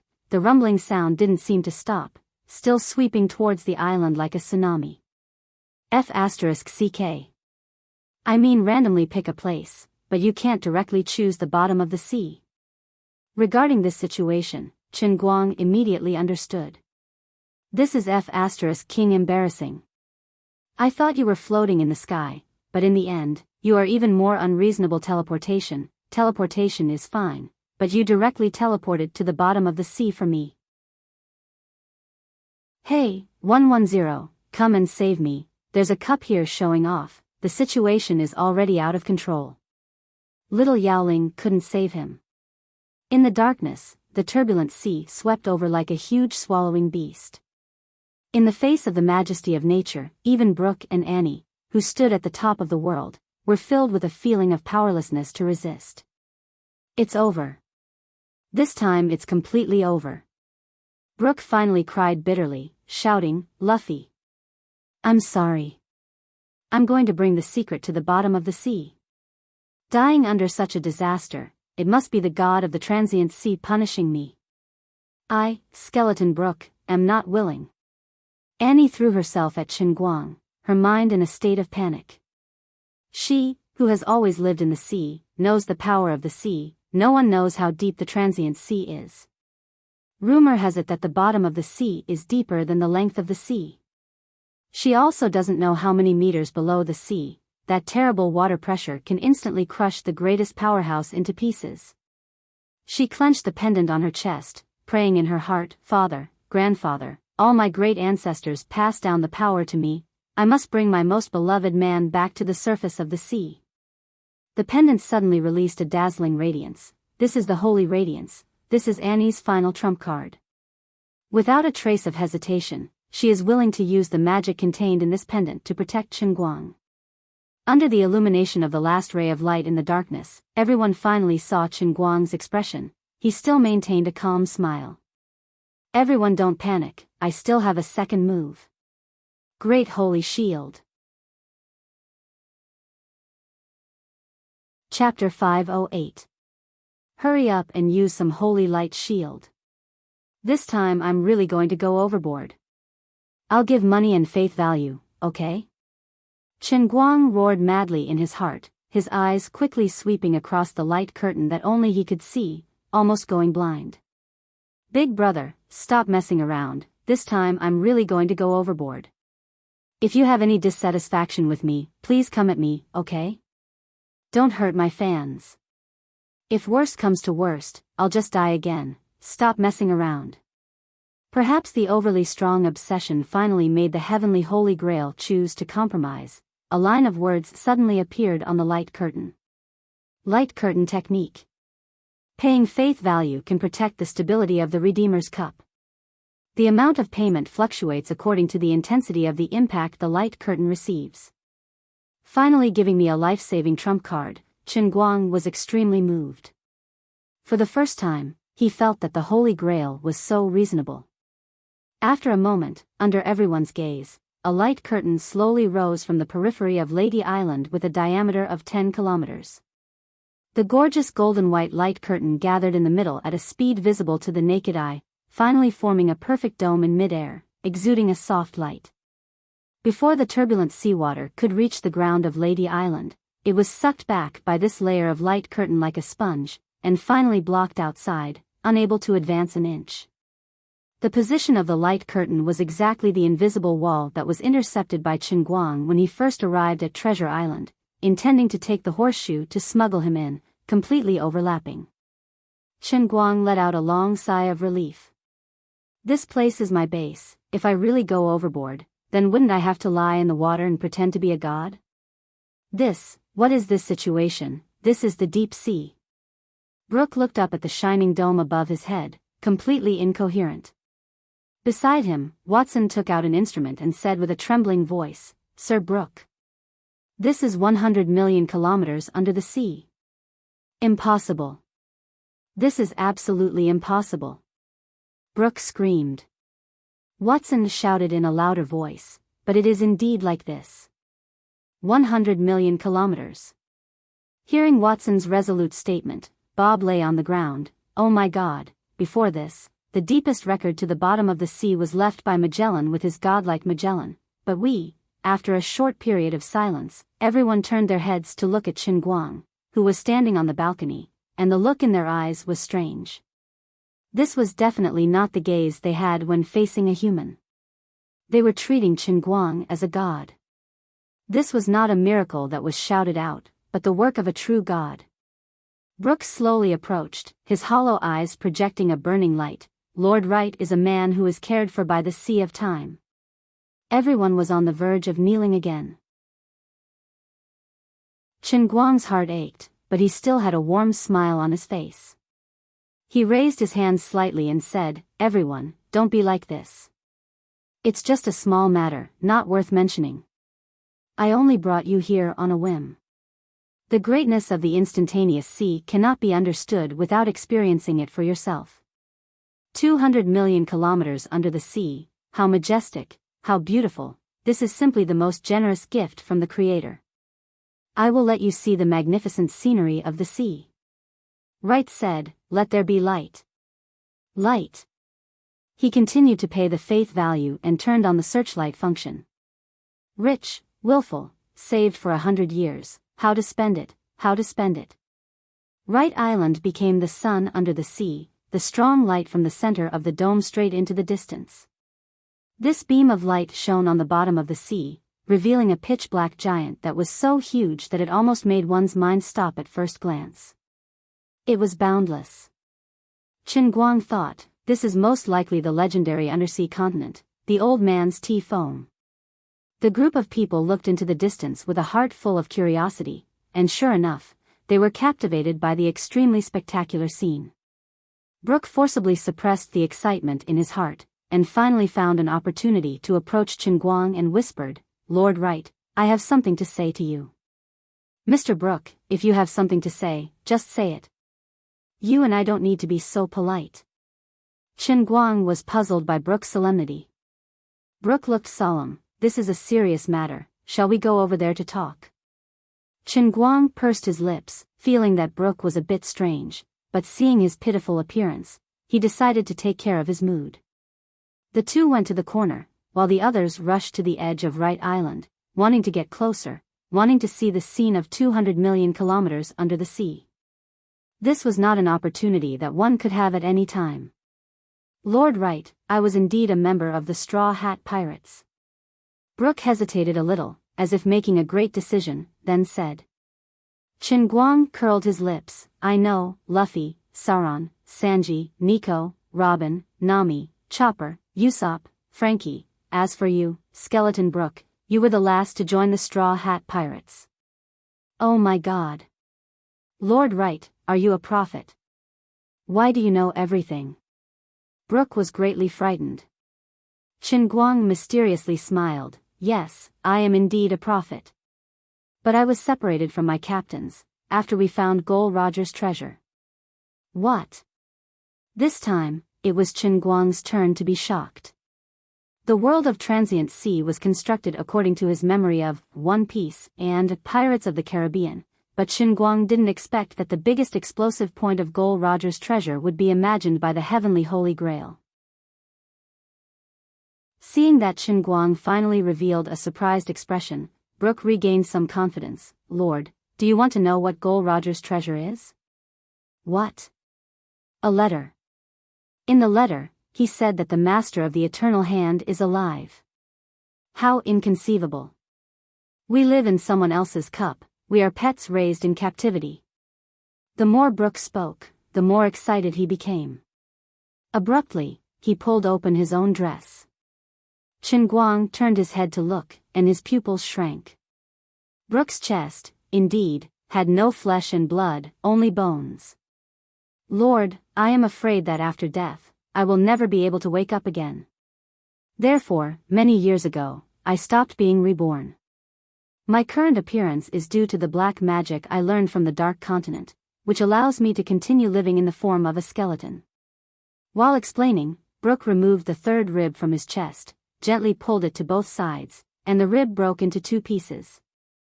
His trembling fingers pulled out a piece of yellow paper from inside, and handed it to Chen Guang's hand. This is the letter that Gol Roger left for us. This is not Gol Roger's view alone, but after finding the travels of Poseidon, Magellan, Columbus, and the Eastern navigator Zheng he summed up the knowledge of all the sages. Brooke didn't notice Chen Guang's complexion. Instead, he became more and more excited. Lord Right. Think about it, how sorrowful this is. In order to find out the truth of this mystery, my captain and other companions have already gone to the endless deep sea, and I am shouldering the hope of returning to the 5 great seas to pass on this secret. I know that by doing this, we are becoming enemies with the entire sea, but I have no way out. Gol Roger has already paid with his precious life, and he doesn't hesitate.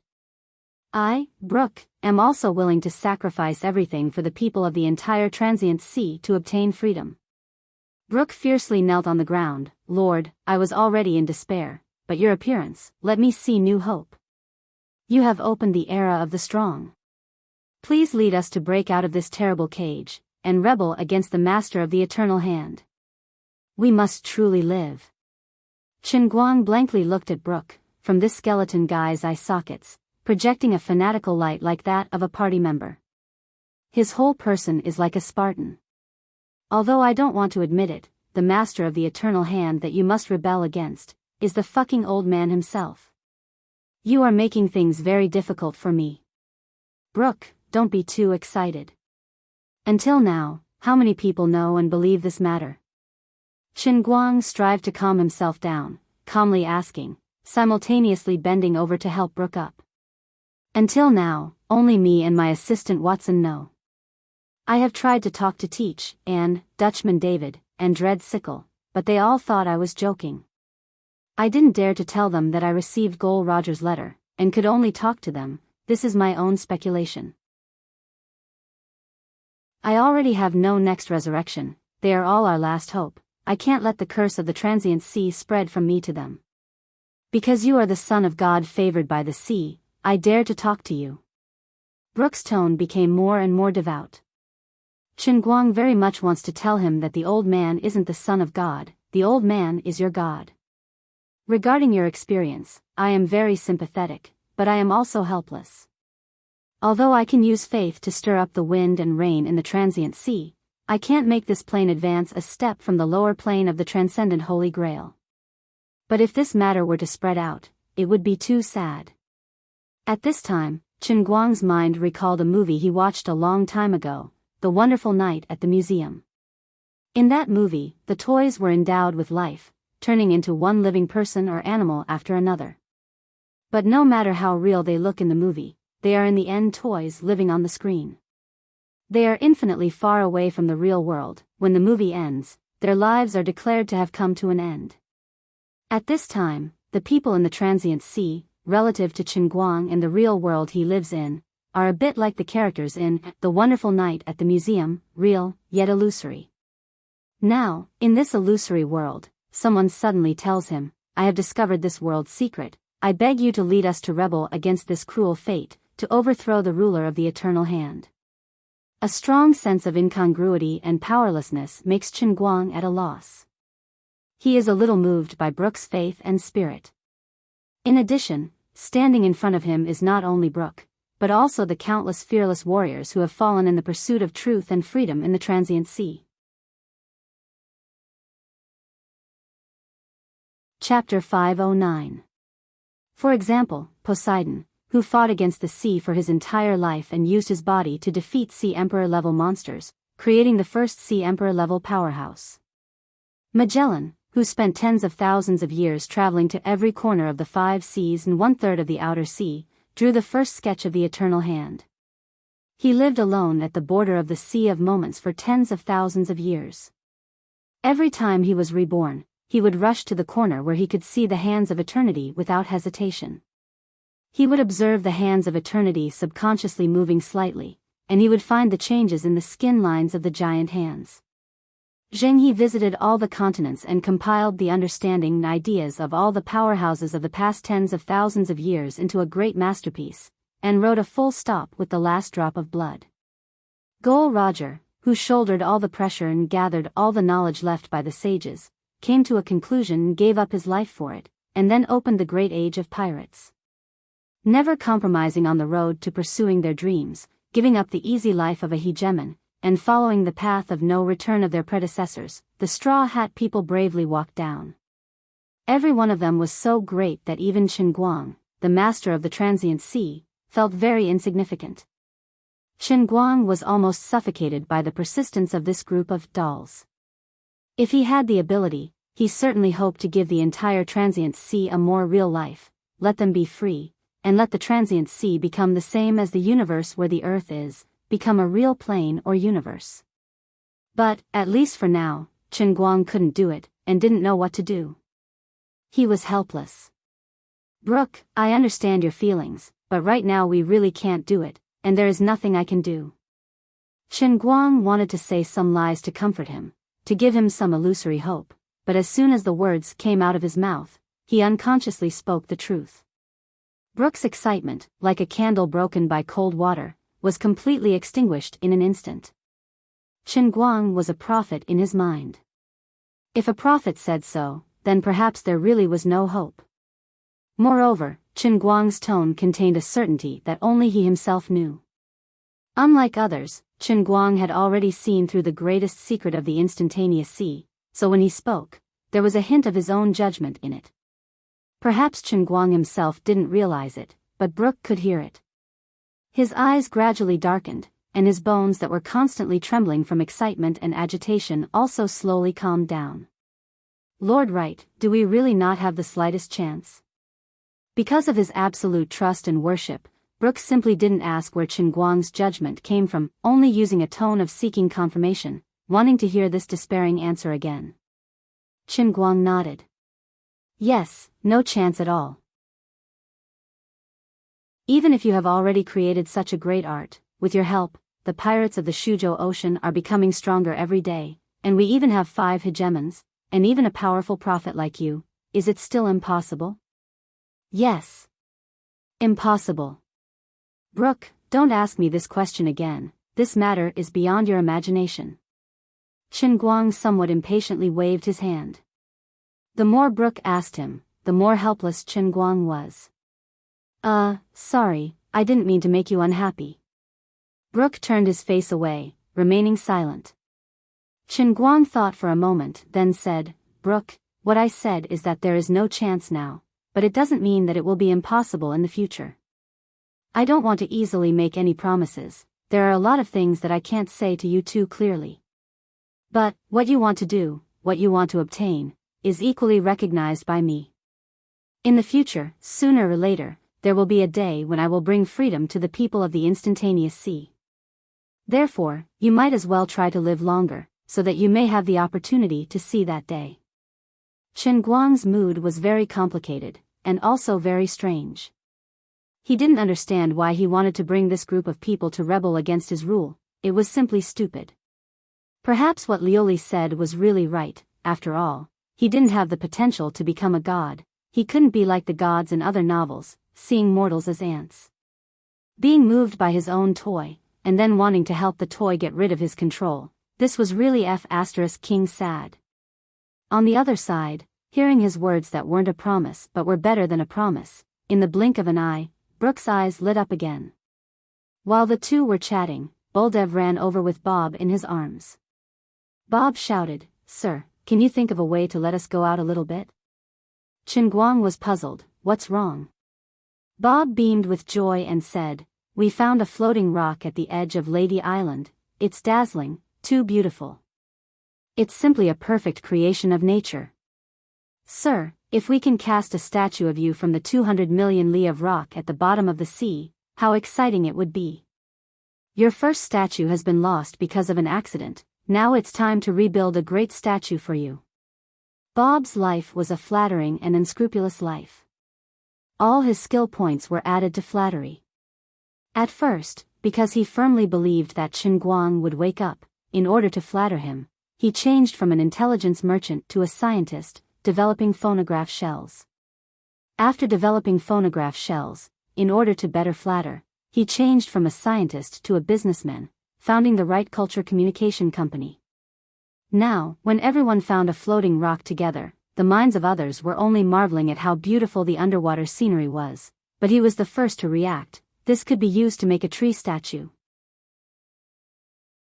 With this kind of stunt, if it was in the Qing dynasty, he would be a treacherous and capable minister like He Shen. Chen Guang took this opportunity to get rid of Brooke. In any case, he had already said this much to him. If he wanted to say anything more, he wouldn't be able to do anything. The group of people came to the edge of the light curtain, and sure enough, they found that not far away, there was a floating rock emitting a sparkling white light, hundreds of feet high, magnificent and magnificent. Chen Guang thought, if this thing was exchanged for jade gambling in the real world, it should be worth at least tens of billions, right? Can't we just throw something out and tie it up and pull it over? Chen Guang asked. Baldev took out his beloved huge sword that he had used for hundreds of years. Sir, this is my personal weapon. It became like this as soon as I stretched it out. Chen Guang looked at Baldev's huge sword with a foot-long hilt and a 3-inch blade, and was silent for a long time. He felt that it would be easier to move the entire island forward. Greater teleportation. Run. It's falling down. Boom. The group of people struggled for a long time. Brooke, who had quite high artistic attainments, personally carved the statue, while Bob, Chen Guang's #1 fan, was responsible for providing artistic advice. Chen Guang felt that he had played enough underwater, so he once again summoned the light curtain, intending to return to the surface. If he hadn't seen it, he wouldn't have known, but when he saw it, he was startled, feeling as if his body had been hollowed out.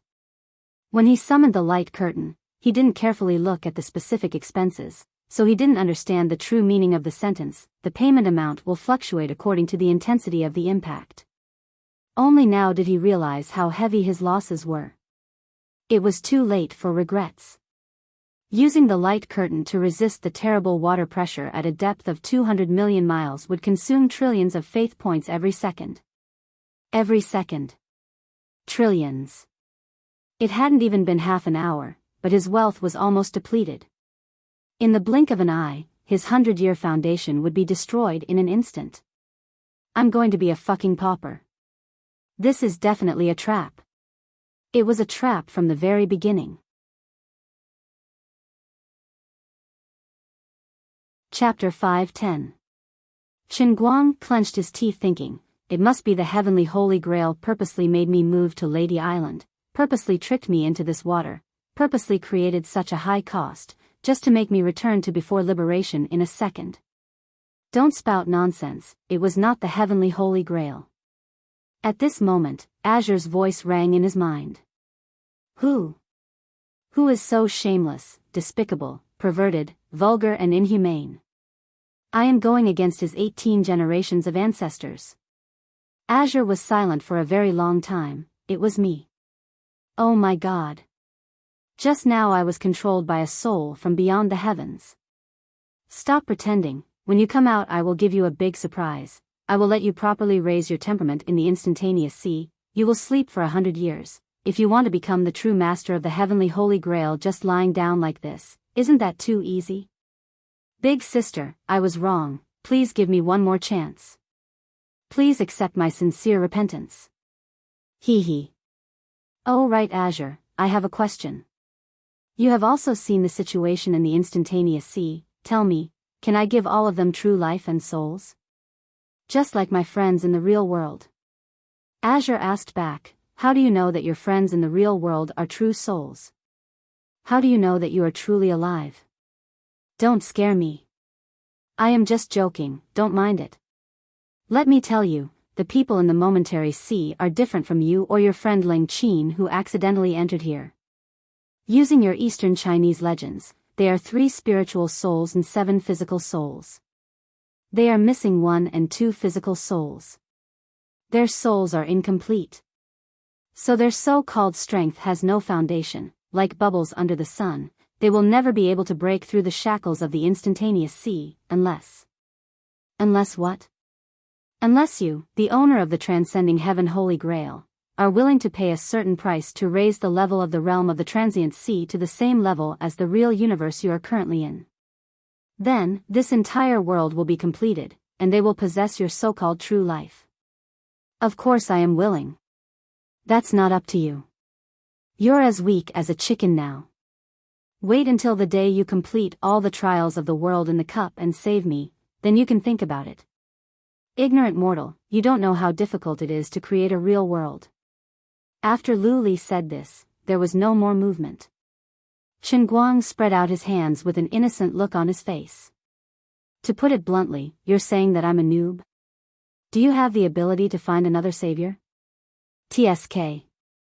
When he returned to the surface of the sea, the missing corner of Lady Island had disappeared forever on the way to the bottom of the sea. After the disaster, many things on the island had to be rebuilt. Chen Guang, on the other hand, was not in the mood to care about these things.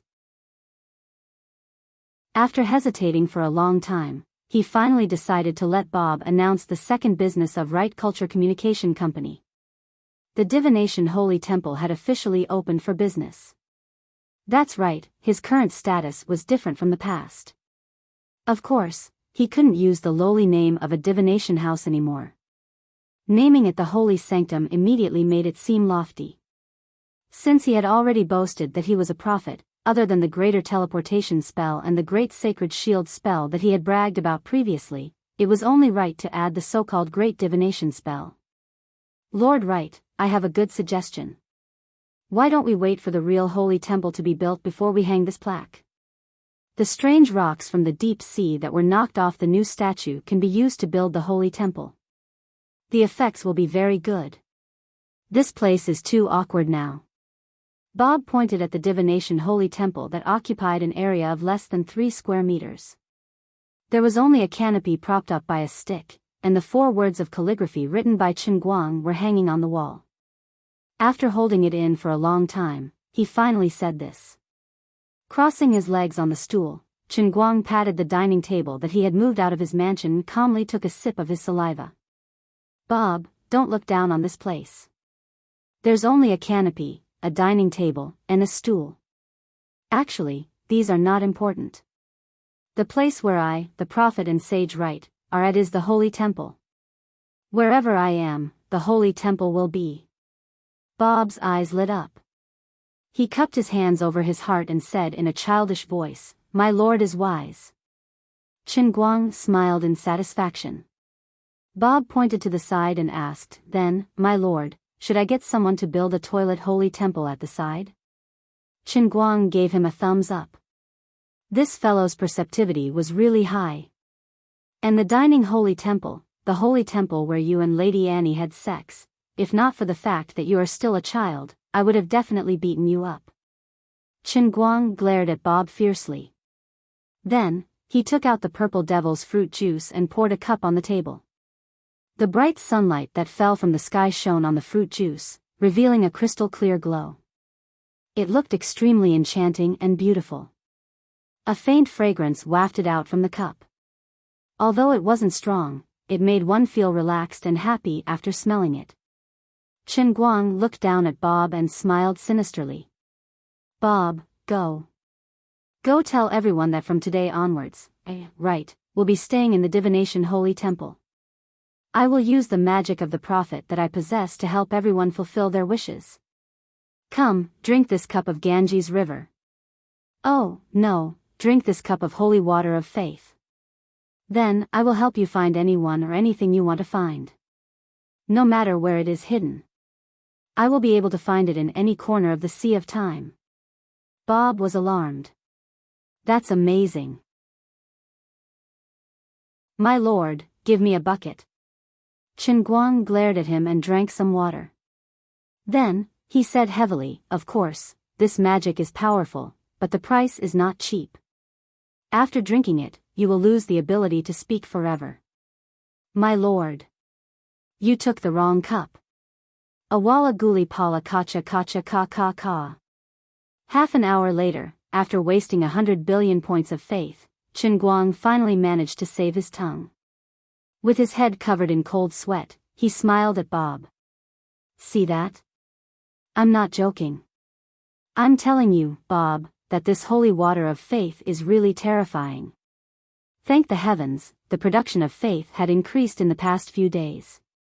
Otherwise, he would not have been able to sustain the expenditure of 100 billion points.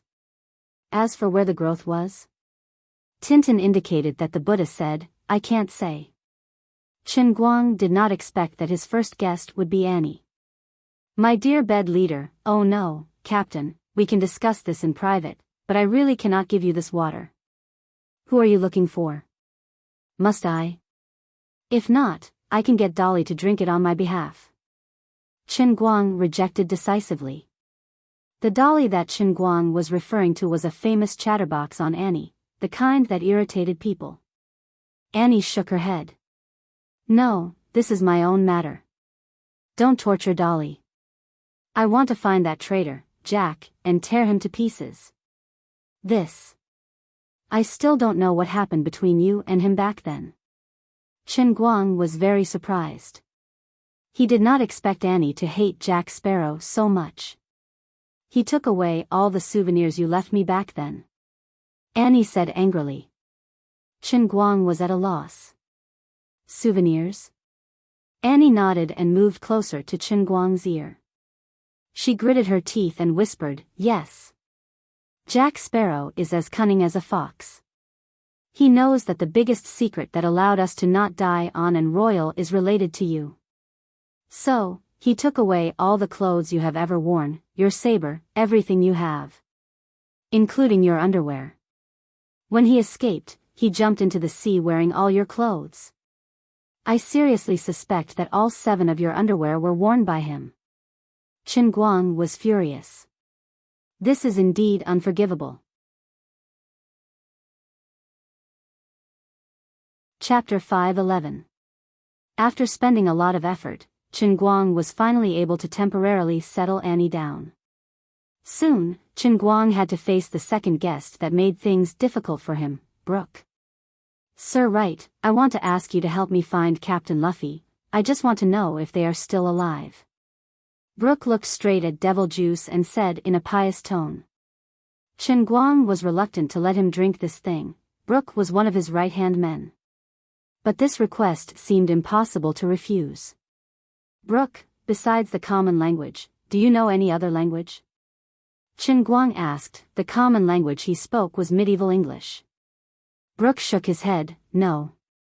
Chen Guang grinned, and asked Bob to bring over the newly made leaflet. "Sorry, divination must use the most solid belief in your heart to find what you want to see the most.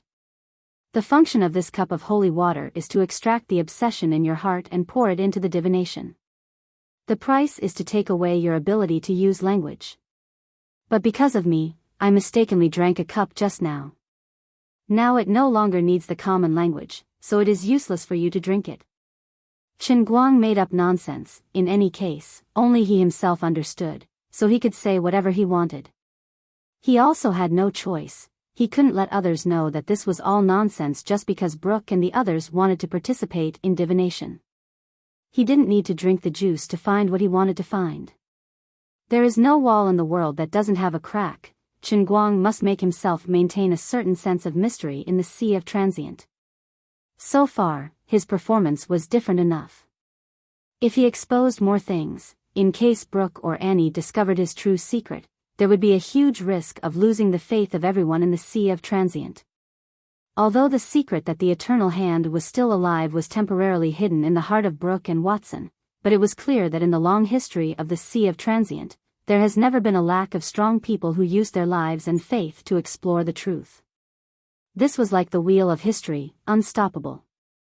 With an extremely long history and a population of 178 billion people, there would always be a continuous emergence of amazing experts. They had experienced a life full of opportunities and risks, step by step reaching the peak, and finally embarked on the path of seeking the truth. The era 2,000 to 3,000 years ago belonged to Luffy and the Straw Hat Pirates.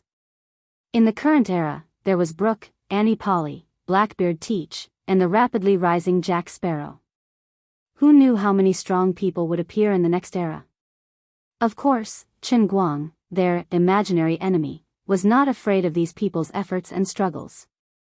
He even cheered for them in his heart and personally participated in it, contributing his strength. Of course, Qin Guang was not cultivating enemies for himself, but he knew that these people's resistance would never succeed. The only one who could truly change the world was Qin Guang himself. However, it was precisely because Qin Guang could see their despair that he admired their persistence. As for now, for the time being, let them live in this idea that they knew a little bit, but couldn't see through it.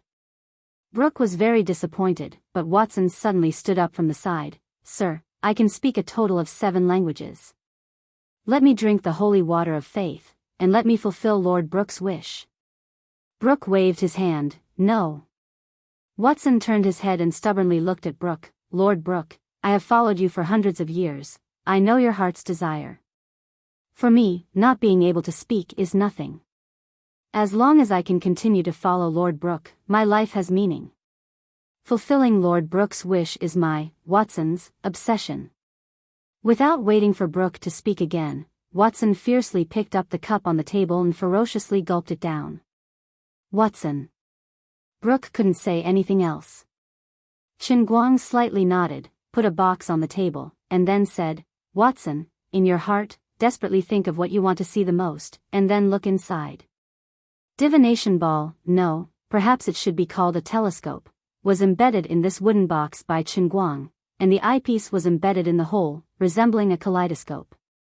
As for the obsession in Watson's heart, it was pure nonsense. The only one who could really influence the scene in the telescope was Qin Guang himself.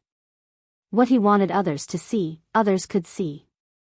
After a long time, Watson turned around with a flushed face. It was obvious that his mood was extremely agitated. Woo-loo-loo-loo-loo. He couldn't speak. But it didn't matter, he could still write. Brook pulled Watson far away. He didn't want Watson to speak of this matter in public. Qin Guang watched the two leave. At this time, his heart was also quite moved.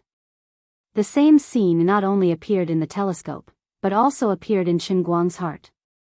Luffy and his party didn't die. They broke through all obstacles, and after resurrecting again and again, relying on the bonds between companions and their formidable individual strength, they gathered together again and again. At this time, they were living on a certain floating island at the end of the Sea of Time. Next to this floating island was the legendary transparent barrier that could never be broken, which was also the side wall of Qin Guang's cup. Apart from this, the so-called Eternal Hand had already disappeared. In fact, it didn't really disappear, but at this time, Qin Guang was holding the cup and drinking water in the outside world, and when people looked outside from the cup, they naturally couldn't see anything clearly. Compared to the people in the Sea of Time, Qin Guang's Eternal Hand was really too huge. Vaster than the sea, vaster than the sky, the naked eye of mortals simply couldn't distinguish this hand from the heaven and earth. If it was still like before, with enough distance between the hand and the cup, it could still be barely distinguished, but now, there was nothing that could be done. In addition, Watson had mastered a total of 7 languages including Spanish, Portuguese, German, and so on. Under the effect of the devil juice, they were naturally transferred to Qin Guang's mind. There were a total of tens of thousands of residents on Lady Island, among which, there were only a few who were as knowledgeable as Watson and knew many languages. In addition, not everyone had the belief that they must find someone. In addition, for the language that he had already mastered, no matter how firm the other party's desire was, Qin Guang wouldn't agree to perform great divination for him. The reason was very sufficient. Although your belief is very devout, perhaps fate has not come yet. You can't get the response of the great divination, it will no longer accept your language. I deeply sympathize with your experience, but I can't help you even if I want to. This isn't God's punishment, but God's guidance. God is telling you that you should forget about the burden of the past and face the future with a more optimistic attitude. After a busy day, at least thousands of people came to try because of their obsession.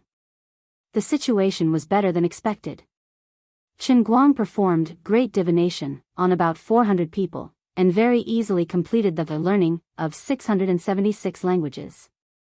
Of course, the biggest reason for this was that there were many people on Lady Island who were experts selected from all over the Sea of Time to cultivate. They came from the 5 big seas and the more remote outer seas, so it was reasonable that they had a wide variety of languages. However, Chen Guang wasn't too excited. The smooth start was completely within his expectations. The truly difficult part was still the various super small languages that followed. At night, when he returned to the mansion, Annie was already sitting on the table in her armor, waiting for him.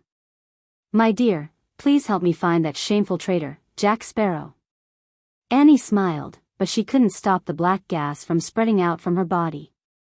It was very obvious that she was furious when she thought of old Jack. Helpless, Chen Guang poured out a glass of fruit juice and was about to drink it himself. Annie hurriedly stopped him. However, Chen Guang waved his hand and said, "It's fine, I'm a prophet. I can deal with the after-effects of the great divination." He didn't want to admit it, but the truth was that even though the price of drinking the devil's fruit juice was very high, the taste of this thing was not to be underestimated. There was a touch of coolness when it entered the mouth, and when it went down the stomach, it could be iced down the throat all the way to the stomach. His mouth was filled with a delicate fragrance, and the aftertaste was endless. The cool sweetness mixed with the pure sourness was simply the most delicious drink in the world. As a knowledgeable person who had tasted countless cola, orange juice, Fanta, Sprite, Rising Sun, Wanglaji, Hekazeng, Nutrition Express, and many other drinks in modern society, Chen Guang felt that the taste of these things couldn't even compare to 1/10,000th of the old man's devil's fruit juice. The devil's fruit juice had a devil-like allure, and one would immediately become addicted after drinking it by mistake. "I can't take it anymore, I'm addicted. Let me take another sip." Unlike others who couldn't speak after drinking it, Chen Guang felt that he could constantly save himself. After drinking it, he pretended to pounce in front of the divination telescope and stared into it. Chen Guang had long known that old Jack had an evil streak in him. He was greedy and selfish, quick-witted, and cunning. He was unruly and crafty. Back on the Royal, he was used to using a large knife to shave his beard, pretending to be boorish to fool others. But no one hated him, because under his countless flaws, he still had a pure soul. He was once a military officer on Middle-earth, commanding a fleet. But later, because he couldn't stand seeing the nobles of Middle-earth trampling on the slaves, he released a ship full of slaves that he was supposed to be escorting. Later on, he was wanted by the nobles and eventually became a pirate. He had a mischievous personality, but he wasn't a bad person, and he was strong.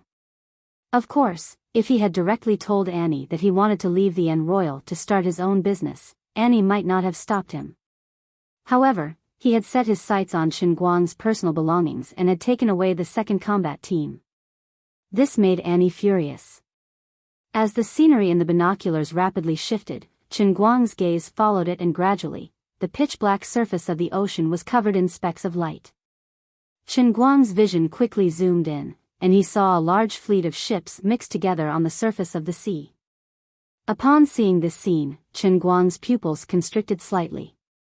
The sounds of cannons, gunpowder, gunfire, metal clashing of swords, and roars seemed to travel through time and space to reach Chen Guang's ears. The scene continued zooming in, and on the deck of every ship, he could see a frenzied battle. Blood was splattered all over the deck, and there were broken limbs everywhere. Who was Jack Sparrow exchanging fire with? Chen Guang frowned slightly, and continued zooming in, but his mind recalled a scene from a long time ago. Right, sooner or later I'll have my own ship. I'll paint the entire ship a beautiful black. This will make me appear dignified. Under the clear and cold moonlight, the sea sparkled. A light breeze gently blew against the sails, producing a hoo-hoo sound. Old Jack sat on the railing of the Royal Inn, ferociously gulping down a mouthful of wine. Then, he tossed the empty cowhide bag into the water as he spoke. Old Jack, you don't have many years left. Don't think about this. Chen Guang sat on a large wooden barrel beside him, tearing a roasted chicken leg in his mouth. You don't understand, right? I have a premonition that I'm not an ordinary person. I won't die so easily. Alright, if one day you can really get your own ship, I'll help you think of a great name. Didn't you want black paint? Why don't we call it the Black Pearl? Chen Guang chuckled. Unexpectedly, old Jack was very satisfied. Oh. My right, you're really a genius. This name is really great. The Pearl of the Sea, a Black Pearl. I want to load my Black Pearl with the most powerful cannons. I also need to find sails blessed by the sea god, and then replace them with keels made from the spine of the most powerful sea beasts. How about it? My idea isn't bad, right? Why don't you find a lake of immortality to soak your ship? So that your ship's hull will never be damaged? Chen Guang continued to tease him. Unexpectedly, old Jack was fascinated. Is that so? In this endless sea, is there really a spring of immortality? Then I'll have to drink my fill first before soaking the ship. At present, Chen Guang was looking at such a black pearl. Under the moonlight and firelight, the pitch-black hull of the ship emitted a demonic radiance. Amidst the intense crossfire, the gigantic sails were unceasingly struck by bullets and cannons. Yet, the firepower strangely passed through the sails, leaving the sails unscathed. Instead, the area struck by the firepower transformed into black mist. Indeed, this was augmented by black magic, or perhaps, the sails blessed by the sea god. The gigantic black pearl nimbly maneuvered its body. Only by combining the best helmsman and black magic, could the gigantic ship display such nimble movements on the sea. This was the mighty Black Pearl. However, its opponents similarly couldn't be underestimated. It was a gigantic golden ship inlaid with a dragon head ram. Its entire body was actually forged from metal, yet the radiance it emitted wasn't a simple metallic luster. It should be augmented by some kind of magic. Both parties unleashed their full strength, colliding and bombarding each other frantically on the sea surface. Every collision would emit an ear-piercing screech, and raise massive waves. The cannons of the gigantic golden ship seemed to be more advanced, and its firepower density far surpassed that of the Black Pearl. Nevertheless, the Black Pearl was more nimble. Augmented by black magic, its wooden hull allowed it to fight equally with its opponent. The distance between them was pulled closer once again. Finally, through a brief flickering of firelight, Chen Guang could clearly see the pirate flag on the sail of the gigantic golden ship. Shit! It was a simple drawing of the old man's handsome face. It was Ling Qin and her Radiance pirates. The unlucky Jack was battling Ling Qin. As expected, in the darkness, two figures flew out from the watchtowers on their respective masts. They crossed a distance of several hundred meters and collided fiercely in midair, creating a sound that was even more deafening than the sound of cannon fire. The goateed Jack Sparrow was sent flying backwards. In his hand was the broadsword that Chen Guang had been gripping ever since he met him. On the other side, was the one-armed, one-eyed Ling Qin. At present, the iron hook embedded into her severed arm was swallowing and emitting a bizarre chilling glow. Her metallic artificial limb had been modified into a sharp cone shape.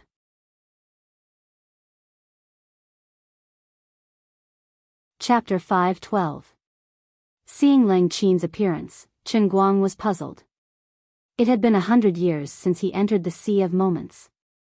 Logically speaking, Ling Qin should have been reborn at least once. When she first appeared here, she was crippled. At that time, Chen Guang did not think much about it. Later on, when he thought about it, he felt that it was strange. After all, Ling Qin could not have entered with her body, but with her soul. Since that was the case, why was she still crippled? Now she should have been reborn once, but her body was still incomplete. This didn't make sense. Could it be that she was the same as me, and had an immortal body in the Sea of Moments? The more Chen Guang thought about it, the more he felt that it was highly possible. Using Laurie's words, the people in the Sea of Moments, under the special rules, had their souls incomplete. But Leng Qin was the same as him, having a complete soul compared to others. Thus, it was not hard to explain why Leng Qin did not age in the Sea of Moments. Forget it, let's not care about this for now and quickly go catch her. Annie, I found Jack. Chen Guang turned and said to Annie. Annie stood up, where? I'll set off now. Darling, wait for me for a few years, I'll catch that old bastard. Chen Guang smiled, it's not that troublesome. Give me a minute. The war between the Radiance pirates and the Black Pearl pirates was still ongoing. Both sides suffered losses, but overall, Leng Qin held the advantage. Whether it was the strength of the pirates under her banner or individual strength, Leng Qin and her Radiance pirates were slightly stronger than Jack Sparrow. Madam Cord. Why is this? I've never seen you before, nor provoked you. Why did you suddenly declare war on me? Has your arrogance reached such a level? Even if I lose today, I will make a comeback. You will pay the price for your arrogance. Old Jack stood on the mast of his Black Pearl, roaring fiercely. He had a perplexed look on his face. In the Sea of Moments, although it was common for big fish to eat small fish, but I'm not a small fish. I'm one of the 28 ocean emperors like you. You're bullying me too much. Leng Qin looked at him from afar, her expression cold. Jack Sparrow, do you think I don't know that you snuck up to my ship in the evening? Although I don't know what you're coveting, your provocation is enough to make me wary. I, Cod, am used to striking first. Old Jack wanted to cry but no tears came out. Although the two of them were both ranked as one of the 28 ocean emperors, the transient sea was simply too vast. The chances of them meeting each other by chance were extremely small. Previously, the two factions had never interacted with each other. In the afternoon, the two fleets finally met on the surface of the sea and brushed past each other. At that time, he only glanced at the sail of the Radiant pirate group from afar. He did not look too closely, but afterward, he felt that the pirate flag on the sail was very familiar. Later, he couldn't hold back his curiosity, so he stealthily turned the fleet around and dived into the sea to take a closer look. He didn't expect to be discovered. Ms. Cord, please believe me. I mean no harm. Old Jack knew that no one would believe his explanation. Even he himself felt that it was absurd. Back then, he had seen Leet turn into nothingness in mid-air with his own eyes. How could he see that kid's portrait on the flag of another rising pirate force? There's no point in saying more. Jack Sparrow, go and be reborn with a heart full of regret. More than 100 years of fighting on the sea had made Leng Qin, who was born in modern society and had experienced the influence of the new era. However, her life was full of misfortune. In the end, she died in despair but was strangely resurrected in the transient sea. She had become unprecedentedly powerful. In the past 100 years, she had used this decisive style to rapidly increase her personal strength, leading her Radiant pirate group to rise like a comet. In fact, Leng Qin herself didn't know what she wanted. Perhaps only by constantly fighting like this could she gradually feel that she was still alive. But from time to time, Leng Qin would see the people around her slowly grow old and eventually return to the sea. Those loyal and powerful crew members could return to their warships when they were a few years old, a dozen years old, or even a little older. They called this an undying rank expert. But she herself was forever young, and her body was still incomplete. Leng Qin's heart was very complicated and tangled. She would often think that there was no meaning in living like this. Other than continuously becoming stronger and leading this group of loyal subordinates on expeditions, as a modern woman, her life seemed to be quite boring. Just as the battle between the two sides was about to enter a white-hot stage, a deafening sound suddenly rang out from the side of the sea. Everyone in the battlefield was deafened by this loud sound. The intense tremors caused Jack Sparrow, who was holding onto his blade and advancing forward, to stagger and almost fall down. Ling Qin held onto the mast tightly. She didn't know what was happening, but the power behind this terrifying tremor made her feel terrified. One of the 5 overlords had come to mediate. There was no reason for that. Even an overlord wouldn't be this powerful. This was the might of the world. In the blink of an eye, a huge wave came gushing over, stirring up the seawater. The warships of the 2 pirate groups were like leaves struggling in the middle of a raging storm. Both sides couldn't be bothered to continue fighting. Rays of black magic light lit up one after another, and they finally managed to resist the impact of this sudden huge wave. Under the moonlight, a white silhouette that was like a mountain gradually appeared, getting closer and closer. The white silhouette's light rapidly converged, but it turned into a huge black silhouette under the moonlight, giving the 2 pirate groups a suffocating pressure. Ling Qin opened her mouth slightly. Oh my god, this is a floating island. As an outsider, she might not understand the significance of a floating island, but Jack Sparrow did. The impact he received was even more intense. Oh my god of the sea. How can someone control a floating island? And it's so huge. Even though the floating islands in the Sea of Moments were only floating on the surface of the water, because of the mysterious sea god's might, every floating island was exceptionally stable and extremely difficult to move. Moving a huge island with a diameter of 10 kilometers had long surpassed the limits of the strongest overlord in the Sea of Moments. It also exceeded Jack Sparrow's common sense. Finally, the black silhouette gradually approached, and a few small boats rushed out from the floating island. Jack Sparrow's face was ashen.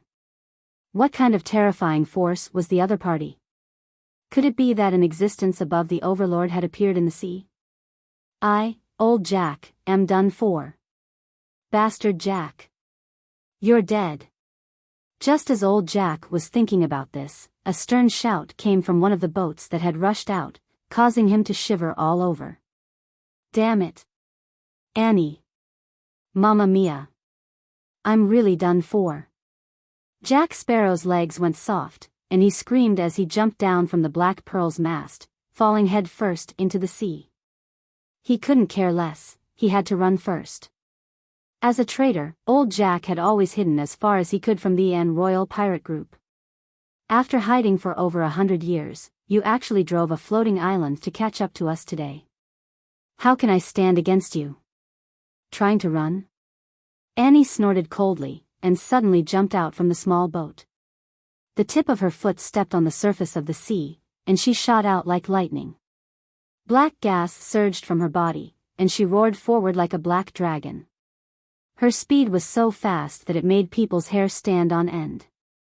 This time, old Jack looked like he couldn't escape this calamity.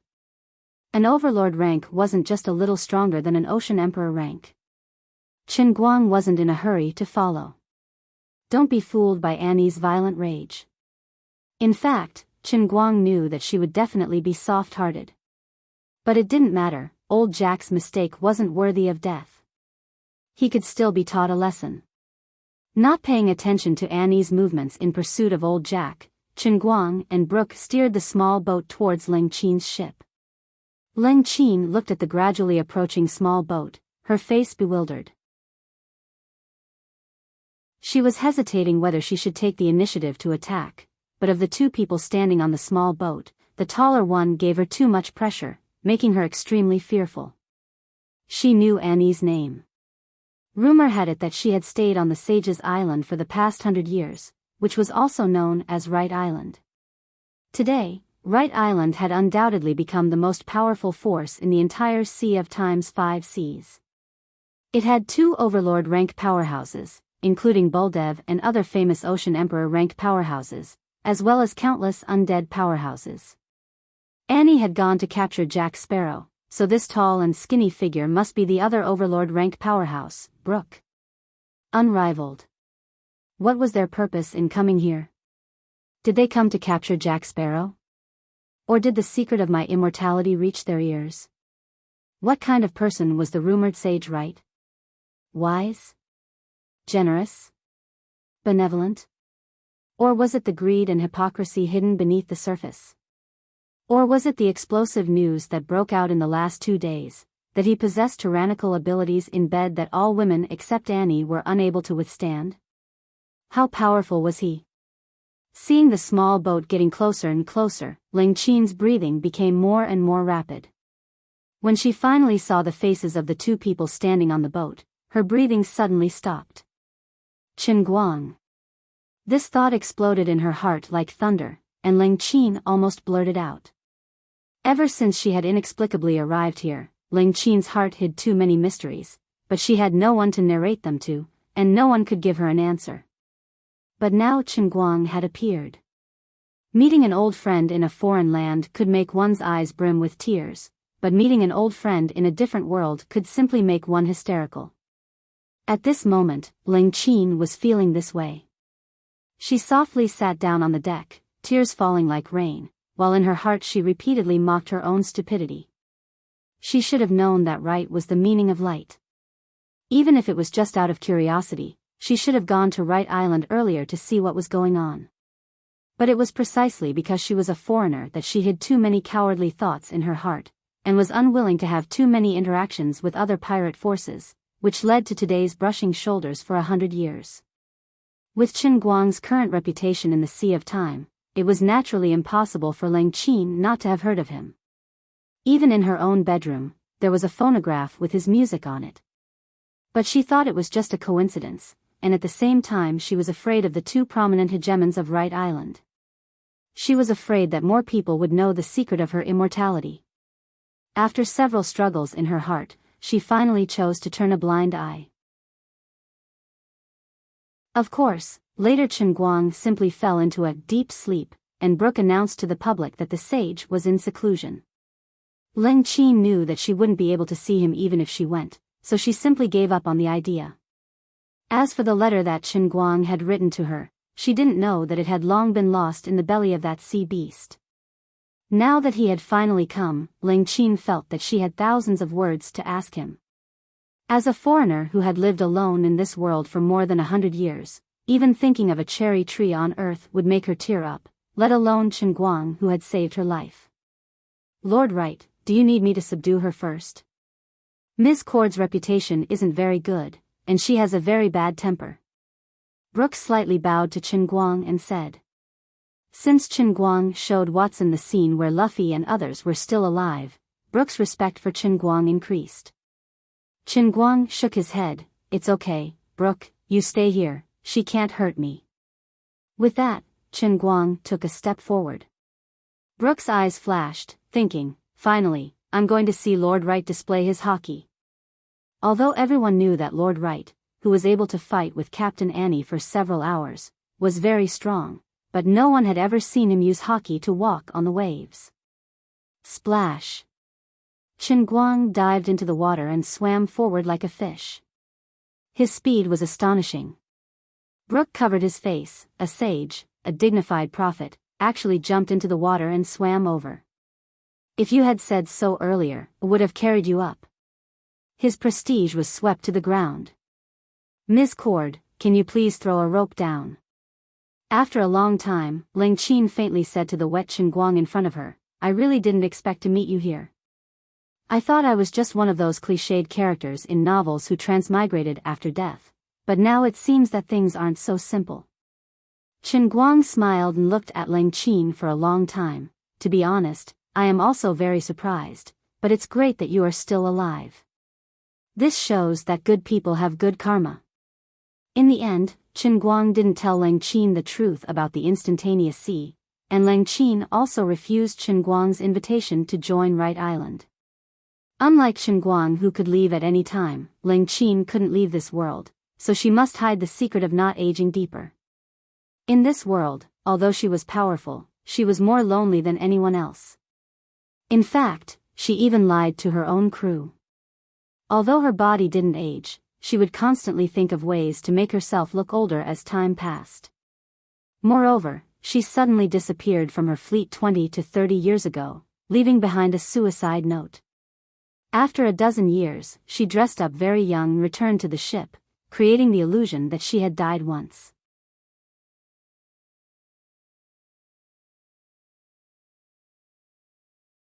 Chapter 513. Oh, old Jack, your current appearance reminds me of a roasted pig. Watching Jack Sparrow being beaten into a ball of lightning by Annie, Chen Guang felt sympathy for him. Jack Sparrow sat cross-legged on the deck of the Black Pearl with a bruised and swollen face, smiling helplessly. Both sides didn't have any formal confrontation, and the Black Pearl pirates quickly surrendered under Annie's might. On one hand, Annie's overlord-class strength made them powerless to resist.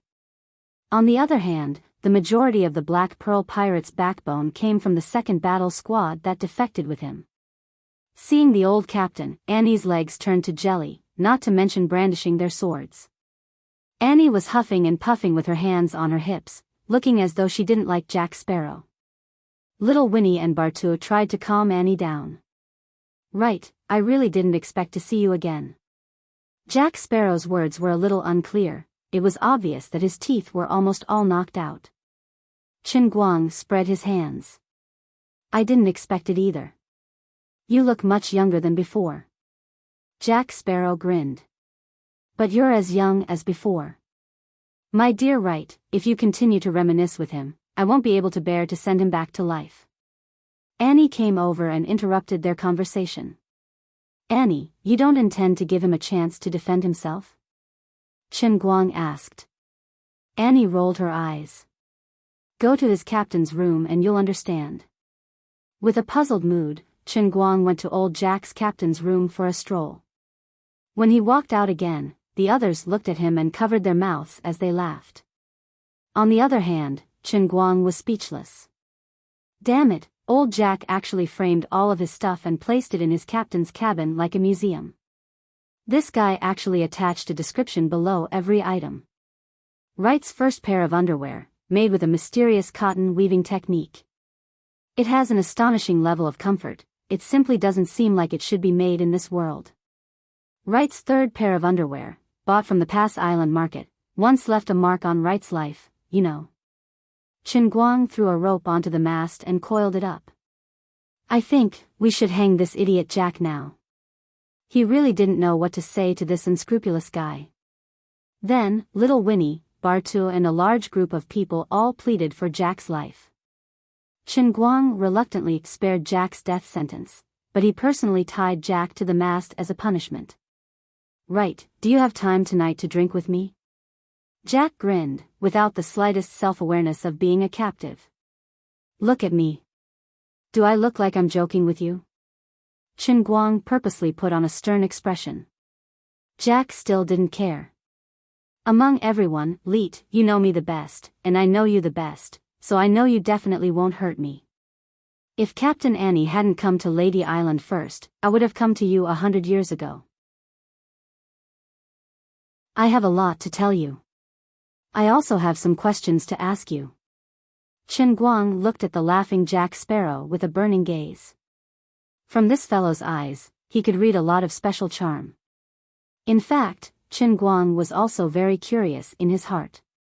Just like the greatness of Luffy and the Straw Hat Pirates, this hero of Pirates of the Caribbean that he personally created, what kind of existence would he become in the special world of the Sea of Time? At this time, Jack Sparrow looked exactly the same as the protagonist of the movie in Chen Guang's memory. His face was as sharp as a knife, his slightly tanned skin, his beautiful handlebar mustache, his unkempt hair wrapped under a red headscarf, and even the X-shaped scar on his right cheek was exactly the same as in the movie. He looked exactly the same as Johnny Depp in the real world. The last time he saw him, he was old. At that time, Chen Guang only vaguely felt that this guy was a bit similar to Jack Sparrow in the movie. Now that he saw the middle-aged Jack who was about 40 years old, Chen Guang's thoughts were completely confirmed. If he was the owner of the Momentary Sea World, then Jack Sparrow would be half the main character of the Momentary Sea World. The other half was naturally the Straw Hat Pirates. Today, the Straw Hat Pirates lived in seclusion at the border of the Sea of Time, and Jack Sparrow was a rising star in the 5 seas. This guy should be the man who was truly favored by the Sea of Time. Of course, Chen Guang himself was the man who ruled the Sea of Time. "So, right, let's talk at night?" "Okay. Then why don't you leave here?" Why is Mr. Brooks still on the ship? Don't you need to go back to the island to eat? It's incredible, how did you move the island here? If there's a chance in the future, I will learn this trick from you. Oh no, my dear Wright, why are you looking at me like that? Do you suspect that I will run away? I, Jack Sparrow, am a responsible man. Believe me, even if you ask me to jump into the water now, I will only help you catch fish. Qin Guang only replied with 2 words. Hee hee. In the end, Annie did not tear Jack into pieces as she said. She was just angry that all of Qin Guang's souvenirs were taken away. After beating this guy half to death, the anger in her heart was appeased. When Jack left without saying goodbye, although it was heartbreaking, he did not become an enemy of the Royal. On the contrary, from time to time, he used his own channels to quietly send information to Winnie Jr. and Bartu, helping Annie through many difficulties. It was just that the 2 sides could not put down their pride, so they did not reach a reconciliation. Just like now, Annie had actually forgiven him, but on the surface, she still looked like she did not want to see him. In fact, she had already returned to the island, letting Jack Sparrow do whatever he wanted. Her meaning was very clear: if you still want to leave, then you really can leave at any time. Regarding Annie's decision, Qin Guang was non-committal. This guy, Jack, was destined to be the protagonist. His legend had just begun. It was impossible for him to die in Annie's hands. Even if he was chopped into minced meat, it would not prevent his soul from resurrecting somewhere else.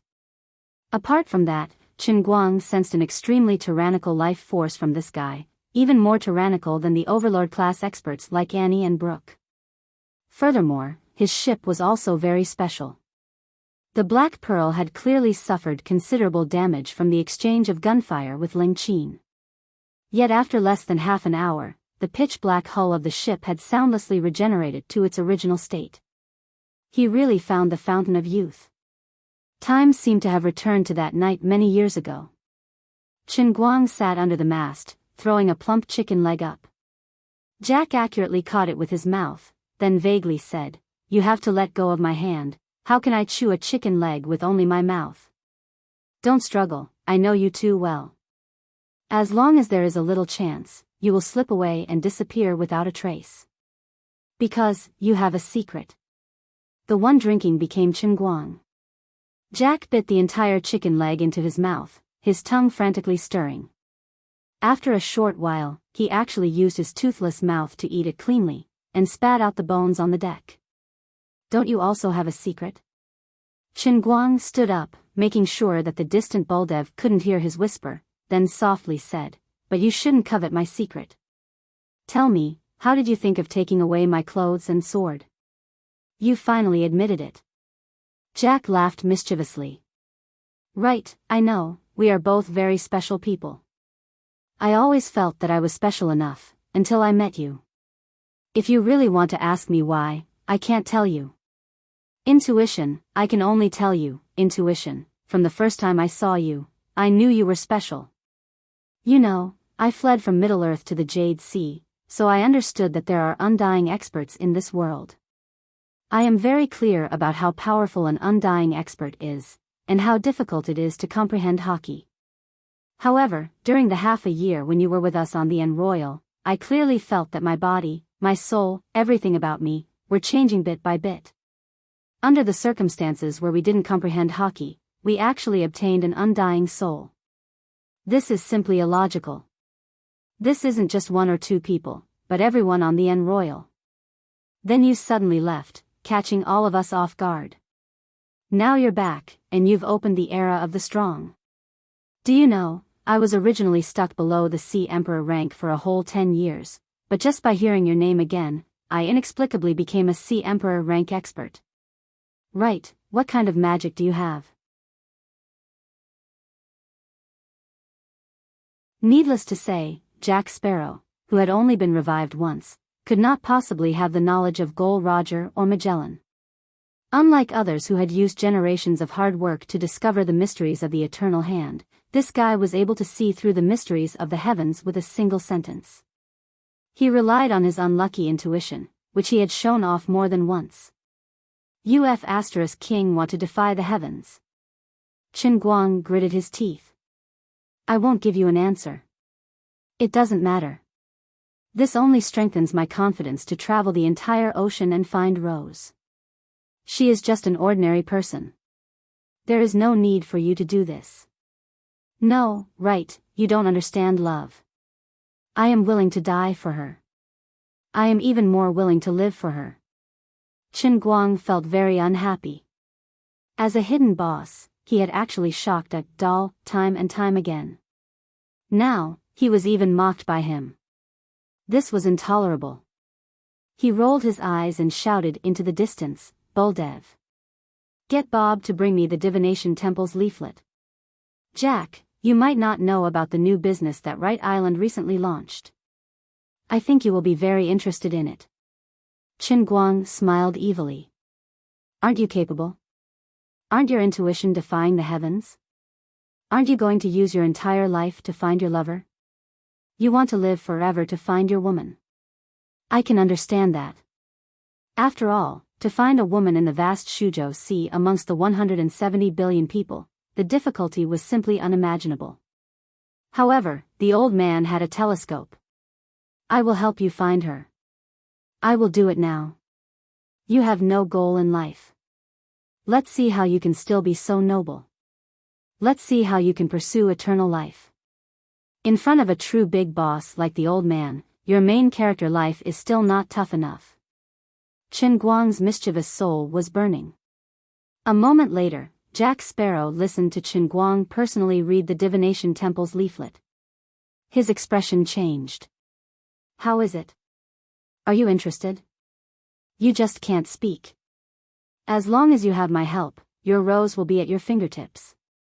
If I remember correctly, you know a very obscure Hebrew dialect. Otherwise, you wouldn't even be qualified to enjoy this incredible divination. Qin Guang used a devilish tone to tempt him. He shook the devil juice that Bob had brought over. Beside him was his divination box. Unexpectedly, a moment later, Jack Sparrow suddenly shook his head. No, I refuse. Qin Guang's smile gradually faded. Reason? Intuition. You think I would lie to you? Would I purposely find a woman who was not Rose, but someone who looked like her to fool you? After all, without an immortal soul, no one can retain their memory. So, are you afraid that you can't see through my scam? No, you are my friend.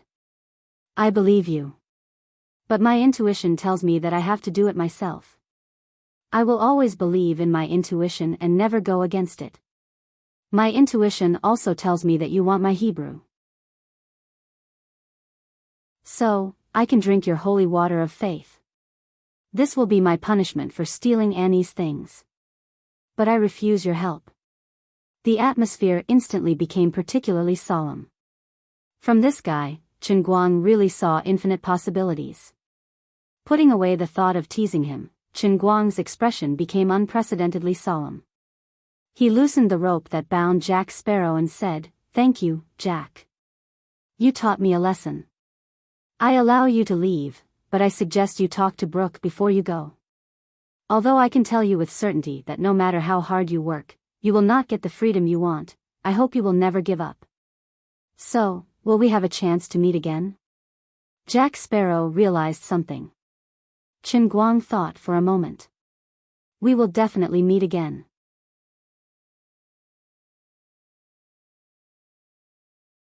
Chapter 514. Damn it. That bastard. He stole my cotton underwear. The one I changed out of last night. That damn pervert. The next morning, Jack Sparrow left without saying goodbye once again. This time, Annie had experience, and hid the loot from the captain's room under the bed, making sure that nothing would go wrong. But Qin Guang made a mistake. He only let Celine wash the clothes he changed out of yesterday and hang them outside the window. The next morning, everything else was still there, but the fresh underwear was gone. Annie laughed. "It's fine, you're still here anyway. It's just a pair of underwear, don't be sad." Qin Guang waved his hand. "No, Annie, you're a pure girl, you don't understand. Everyone has their own life, maybe exciting, maybe plain, maybe short, maybe long. With a population of 178 billion, there are 178 billion stories. In this huge world, everyone has their own life. Although Chen Guang claimed to be the master of the instantaneous sea, but in reality, he could not control everyone's life and death. He could not make someone disappear with just a thought, nor could he create a person out of thin air.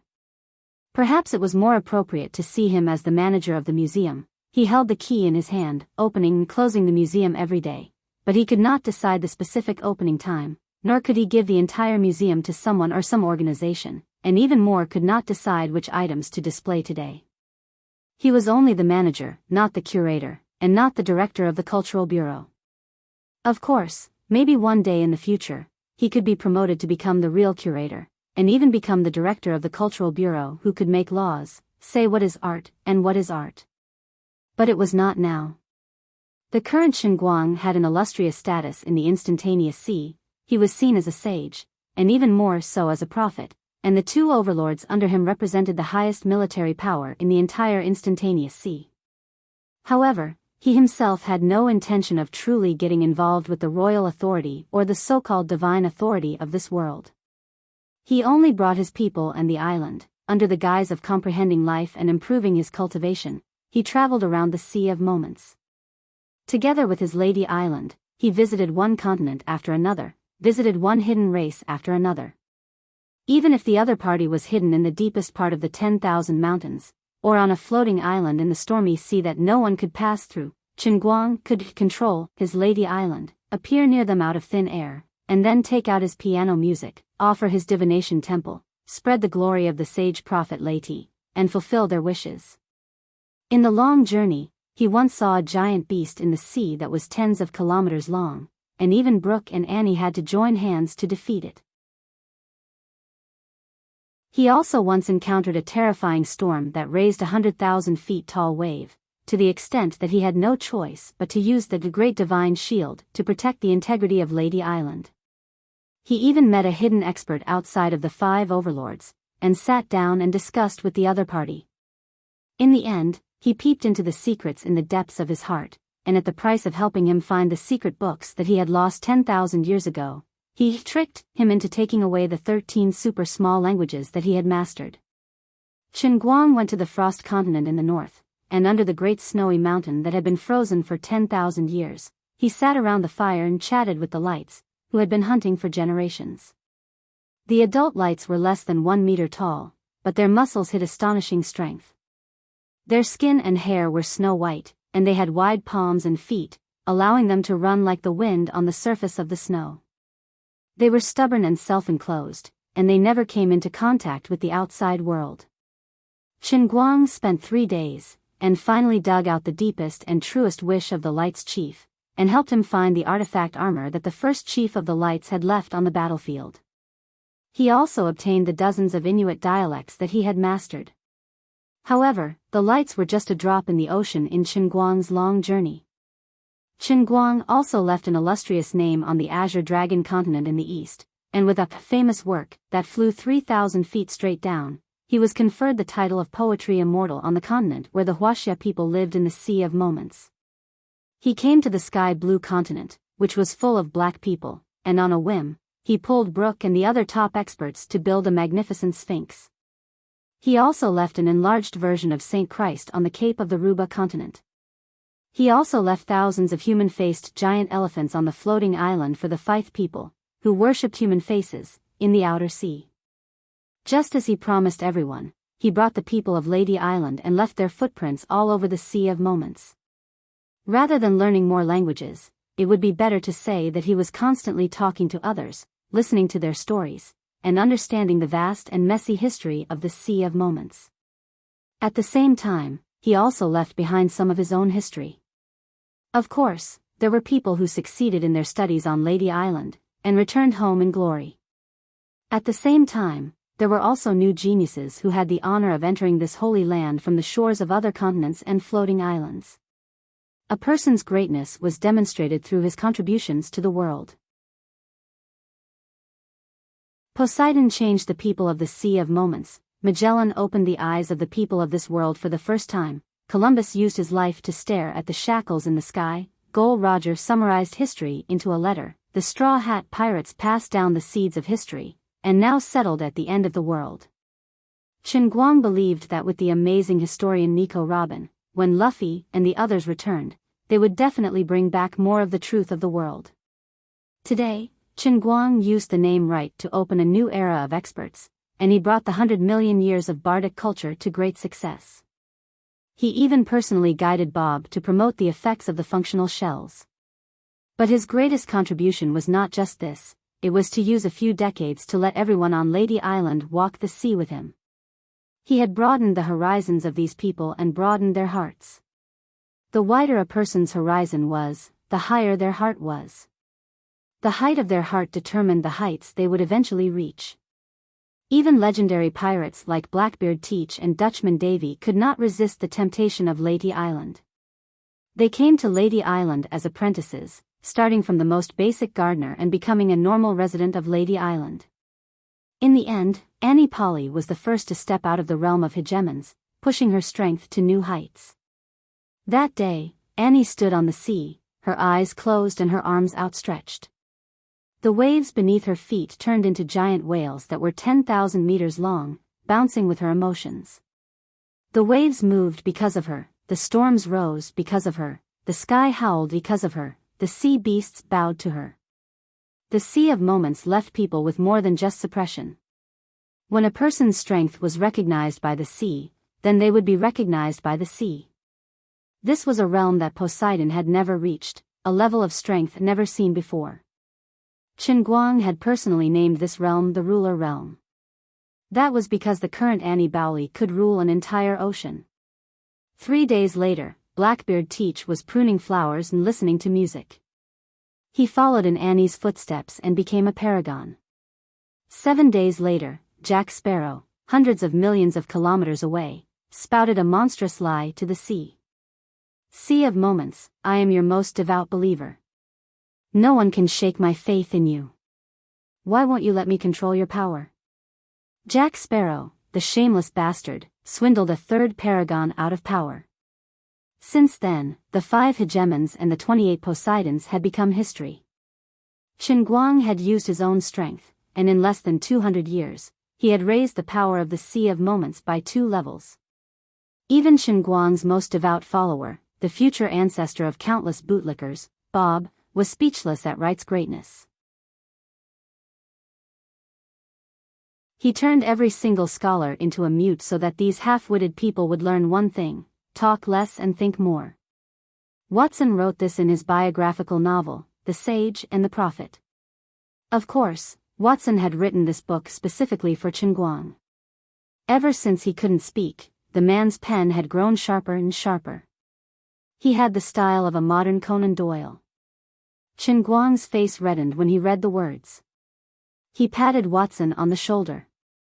Not bad, kid. If there is a day in the future when my name will be engraved into the monument of history, it will definitely be because I spent my entire life running around for Lord Wright. Bob didn't want to be outdone. In his field of expertise, he didn't want to lose to the mute Watson. Time flew, and Chen Guang reveled in the carefree life of roaming the seas. Relying on the piano god statue and pile driver god statue, he could collect 200 billion faith points every day. When he was bored, he would drag Annie to the floating palace at the bottom of the sea for 80,000 rounds. Such days were simply too blissful, too comfortable. Without the spiritual seal, living in an isolated space for a long time would naturally make one depressed and depressed. But now it was different. Chen Guang's journey was the entire sea of transient. He had a beautiful woman like Annie by his side, and also a skeleton musician like Brooke who would occasionally baffle his elders. Bob, who was always talkative but always able to help Chen Guang solve his problems. Little Winnie and Bartu, these old fellows, gradually became more cheerful and generous in front of Chen Guang. That's right, Buldev, who had hidden his secret for most of his life, was finally discovered by Bob on a full moon night. At that time, the 18-year-old Bob was showing off his newly developed rainbow shells to Chen Guang. As a result, under the bright moon, Bob's body hair suddenly sprouted like a sprout after a rain. His mouth gradually protruded forward, and his ears began to elongate. A few minutes later, a burly werewolf appeared in front of Qin Guang, puffing white smoke. Qin Guang and Bob were terrified. "My lord, do I look ugly now?" Bob asked in a sobbing tone. Qin Guang took a mirror from the side and said, "Not bad. You look pretty awesome. That idiot Buldev is a werewolf. He passed the werewolf gene to me." "Woof!" Bob cried. Qin Guang was silent for a long time. "Bob, only a husky will bark." "Woof! My lord, I'm not a werewolf." At this time, Buldev seemed to have sensed the change in his son and appeared at the door. He was also covered in hair. Bob's face was covered in tears. "Damn it. Could it be that you are the ancient huskies? You've been calling me a wolf all your life, and now you're telling me you're a husky? If I didn't become your son, I would never know that you're hiding such a deep secret." Looking at the two huskies, Qin Guang felt sad for them and silently threw the plates on the table out of the window. "Woof! Son! We're humans. Don't catch the plates. Buldev, you idiot. You run faster than me. Woof! Oh! According to the husky tradition, if a son bites his father, he will be drowned in a pig cage. Did you just make up this unfortunate tradition?" Watching the two huge huskies fighting on the grass outside the window, Qin Guang prayed for Bob in his heart. He hoped that he would not be reincarnated into Buldev's wife's belly in his next life. If it weren't for the 4,978 languages, Qin Guang would have thought his life was an eternity of bliss. Of course, life couldn't be all about happiness and contentment. The joys and sorrows had to be tasted together. Even as the master of the Sea of Moments, he couldn't stop time from leaving its mark on Annie's body. Even if Qin Guang found the fountain of youth for Annie, he couldn't stop the passage of time. Finally, when Annie, the first paragon of the Sea of Moments, was 90 years old, she couldn't stand her old self any longer. She appeared by Qin Guang's side, left a letter, and left on the Royal. She forbade Qin Guang from looking for her. "I know, you always say I look 30. Yes, I age slower than most people. The fountain of youth has given me an immortal body, just like you. But I know. I'm old, I'm going to die soon. Wait for me for 18 years, okay?" 3 years later, Qin Guang held the newborn Annie in his arms, a wide grin on his face. Annie, on the other hand, rolled her eyes. They had agreed on 18 years, but this guy had been waiting near the place where she was born for so long. "My lord, you won't even let a baby go, will you?" Bob abruptly interjected. Qin Guang sucked in a breath of cold air. Annie, still a baby, silently extended a white finger. Black energy swirled around it, and in the blink of an eye, Bob was swept away by a gust of wind. Everyone was awed by Bob's courage and skill in courting death. But all good things must come to an end. Qin Guang knew he wouldn't be able to wait for Annie to grow up. In the past century, he'd traveled to tens of thousands of islands, several continents, and hundreds of thousands of people. He'd spoken 4,978 languages, but now he only had one left. "Annie, I might have to go." "For how long?" "I don't know." "Will you come back?" "Definitely."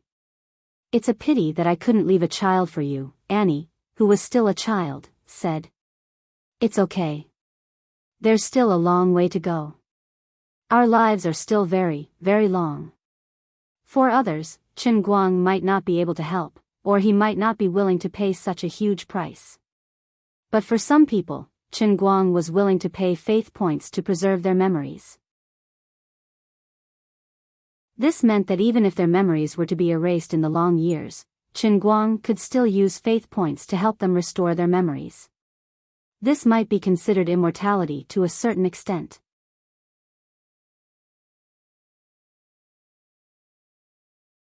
Chapter 5:15. Lioli, do you really think that there are people who can be eternal? Standing at the peak of Cloud City, Qinguang asks. Lioli carefully sets up the last piece of wood on the wooden house. Below the wooden house is the deercry flower which only has half of its roots left. She raises her head to look at Qinguang, who is high up in the sky, and grins. When you ask this question, I am very glad that you didn't waste your 200 years in the sea of time. But I have to correct you. There has never been anyone who can be eternal. Even the universe that you see has no eternity. Its seemingly endless lifespan will eventually come to an end. Then what is the end of the universe? Is it what modern scientists say, that the universe is constantly enlarging and will eventually return to eternal peace? Or is it another theory, that the universe is shrinking and the entire universe will fuse into a tiny elementary particle and complete a singularity explosion like fireworks? Qinguang asks curiously. Lioli thinks for a moment and shakes her head. I can't answer this question of yours. Why? Because this is your universe. No, that's not right. Because every plane of existence is different. Even in this emperor's long lifespan, I have seen planes being destroyed more than once. But just like how you can never find two identical leaves on Earth, there are no two completely identical planes. In other words, even if two planes look almost exactly the same, one of them only has one more oxygen atom than the other that you understand, or one more electron. In the end, there will be a world of difference in the evolution of these two planes. As for your so-called eternity, from a human's point of view, a true God like me is eternal because my lifespan is so long that it exceeds the limits of human understanding. But from my point of view, what counts as eternity? This question, how can this old lady answer it? Pfft. Why do you ask so many questions the moment you come out? You should change your name to 100,000 Wise. Facing the irascible Lioli, Qinguang still wore a seer's warm smile. Today's me is no longer who I used to be. Because in the hundreds of years that I've been traveling the seas, I've heard too many stories and seen too many sceneries. I've crossed mountains and seas, and I've also passed through mountains and seas. I once stood at the top of the world, and my personality has become noble. I have an endless desire for knowledge, so I always have endless questions to ask. Lioli looked at Qinguang calmly. I'll allow you to act cool for another 5 minutes. The world is so beautiful, but you are so violent. This is not good, not good. The great prophet Right Qin once said. Qinguang's pretentious act finally ended with him being beaten up by Lioli. The familiar pain of fists hitting flesh made him quickly separate himself from the great prophet and sage who was revered by tens of thousands of people in the sea of moments. I'm asking you to train your mind, not to become a fraud. What did you learn from me? Lioli's emotions were so out of control that she almost forgot that she was a god emperor. Damn, you can't blame me for this. You don't know how high my status in the sea of moments is. Even my fart has a scribe beside me.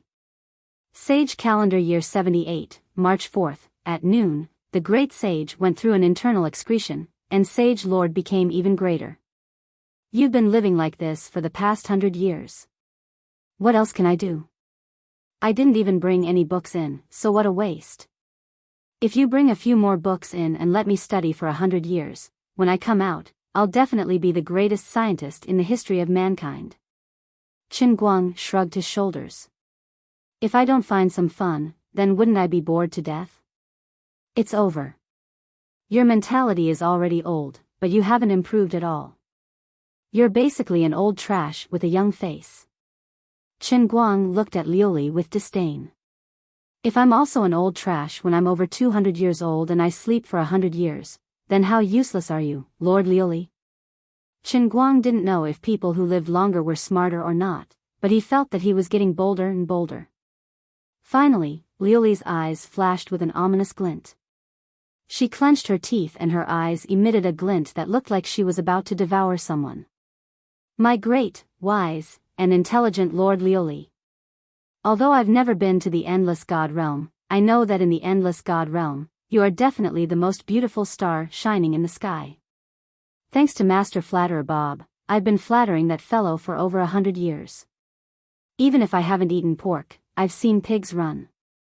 Seeing that the situation was bad, Chen Guang recalled the countless flatterers that Bob had flattered in the past 100 years. After decisively adapting it, he blurted it out. The effect of Master Bob's flattery was indeed outstanding.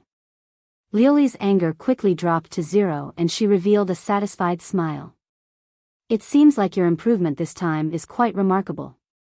I was wrong about you just now.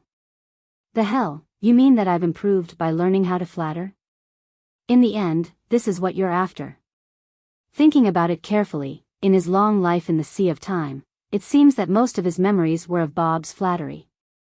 The only thing that can surpass Bob is probably the time when he and Annie fought the 8 desolate lands.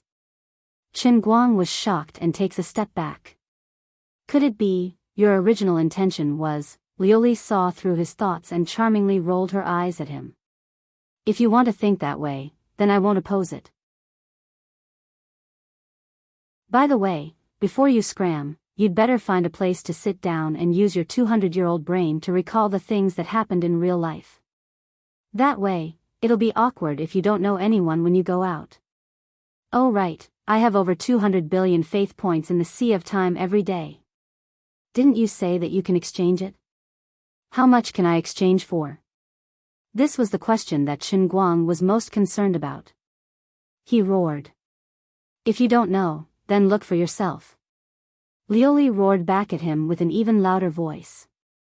Standing beside the pile driver Tintin statue that was as long as a fingernail, Chen Guang ridiculed. 2 statues add up to 29,000. Your exchange rate is too low. Over 200 billion is only so little.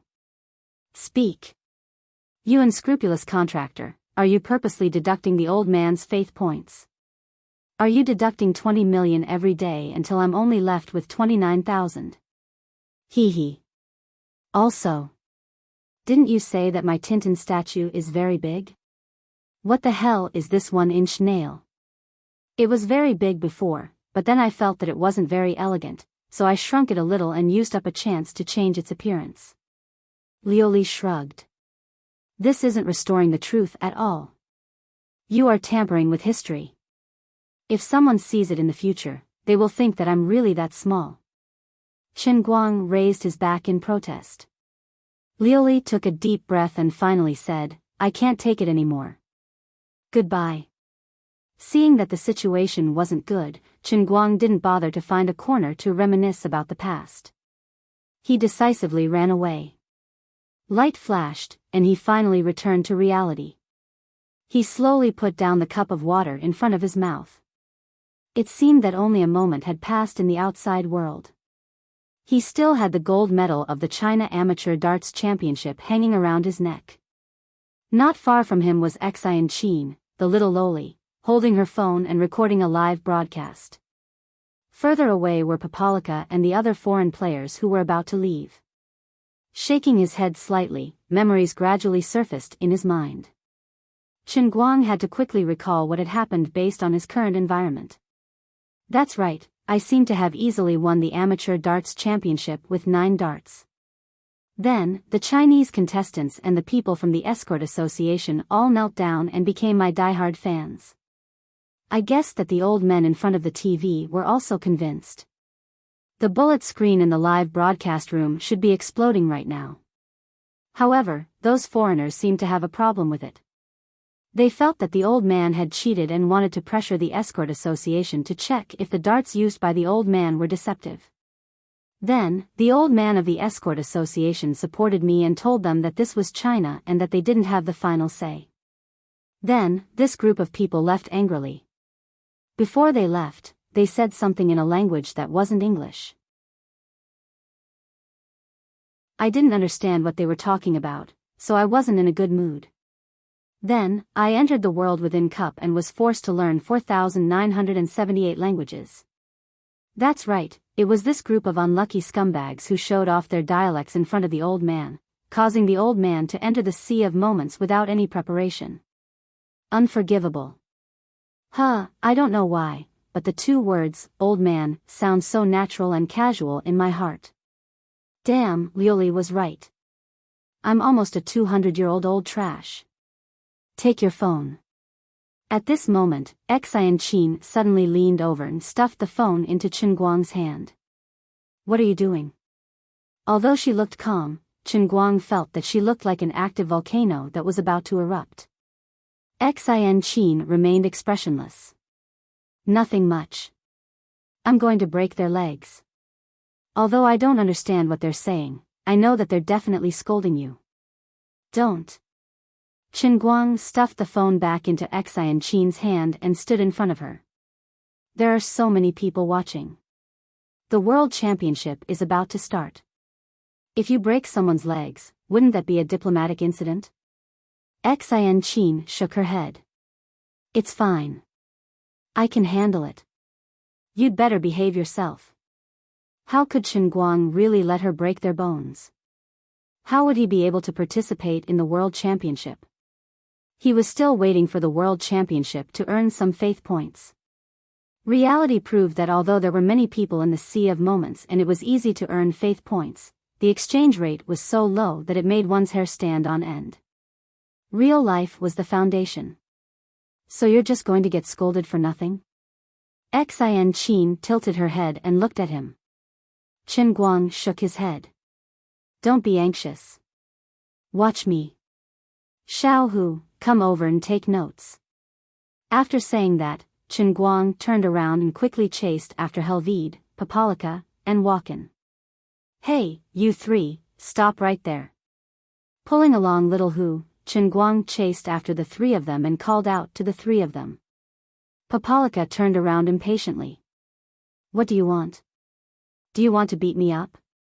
The Spaniard, Walken, could tell that something was wrong with the atmosphere. He furrowed his brows. Just as Elder Zhao had said, this was the territory of the Chinese. This young man seemed to have a bad temper, and he was very popular in China. If there was a conflict between the two sides, the foreigners would be in trouble. Walken shielded Papalika behind him, indicating that he shouldn't act rashly. Everyone, the competition is over. As a permanent member of the World Darts Federation, I'm sincerely happy that a talented young player like Mr. Chen has appeared in China. However, if there's a scandal of someone beating up an international player during the competition, I'm afraid the consequences will be severe. The Englishman, Bant Wilkins, who had been indifferent to the matter, could no longer sit still. He turned around and said so. As the most successful darts player in history and a permanent director of the World Darts Association, he had the right to say such a thing. Liang Fatsai quickly tried to calm Chen Guang down, afraid that things would get out of hand. What? Are you scared? Why weren't you scared when you were scolding us just now? Seeing that the situation wasn't in their favor, they immediately used their identity in the World Escort Association to pressure them. However, Chen Guang only smiled sinisterly.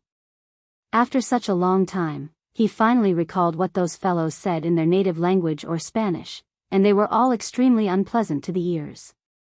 Helvide argued, "Don't talk nonsense. We weren't scolding anyone." Papalika also lied through his teeth. "We were obviously praising you just now, sir." Having been in a high position in the Sea of Moments for so long, Chen Guang had almost forgotten what it felt like to be scoundrel in front of others. Only a few seconds had passed in the outside world, but 200 years had passed in the Sea of Moments. But to him, this once familiar feeling had become so strange, yet so familiar. He suddenly smiled. Although the Sea of Moments was good, living in it always felt like a dream. Because of the omnipotent faith points, it was too easy to obtain anything. Instead, it gave him a strong feeling that it was unreal. Comparing the two, life in the real world was still more interesting. Experiencing life in the Sea of Moments with a heaven-defying hack was like rootless duckweed. Because the starting point was too high, it was inevitable that he would look at everything from the perspective of a bystander. But fighting with people in the real world, even if it was just a verbal argument, it was still fun. The 5 flavors of life, sour, sweet, bitter, spicy, and salty, could only be tasted in the real world. The bystanders didn't understand what his smile meant. The Englishman, Wilkins, was even more nervous. He had often heard that there was a type of Huaxia person who prided themselves on etiquette that was especially scary. When he was yelling at you, there was still room for negotiation. But when he suddenly calmed down and smiled at you, it meant that he was going to beat you up. Mr. Chen. Don't do anything stupid. Wilkins hurriedly said. Even if Huaxia was expelled from the World Escort Association, it would not be worth it for them to get hurt here. Wilkins, I am indeed very angry now, but don't treat me like a barbarian like them. As for whether they scolded anyone, I think they know very well in their hearts. Qin Guang didn't take Wilkins' threat seriously. Of course we didn't. The matter seemed to have reached a point where it couldn't be stopped. Walken still refused to admit it. The three of them didn't expect this Huaxia person to be so persistent. If Qin Guang hadn't understood what the three of them were saying, he might have really let them go. But now that he understood, of course he wouldn't let it go. Is that so? You, and you, do you dare to swear to God? Qin Guang pointed at Bapalika, Walken, and Helvide. Why? You are humiliating us. This is a shameful scandal. The three of them were guilty, so of course they didn't dare to swear. Just then, a strange language came out of Qin Guang's mouth. It wasn't Mandarin, nor was it English. It was the language that the three of them had spoken when they were scolding Qin Guang. From the pronunciation to the words, it was exactly the same as what they had said before. F***ck, what kind of memory does this guy have? He actually remembered all of my weird pronunciation. The three of them were extremely shocked and began to panic. If he really memorized it like that, he might really be able to translate it to a linguist after this. It was very likely that they would be reported to the International Security Association, and it would become a big issue.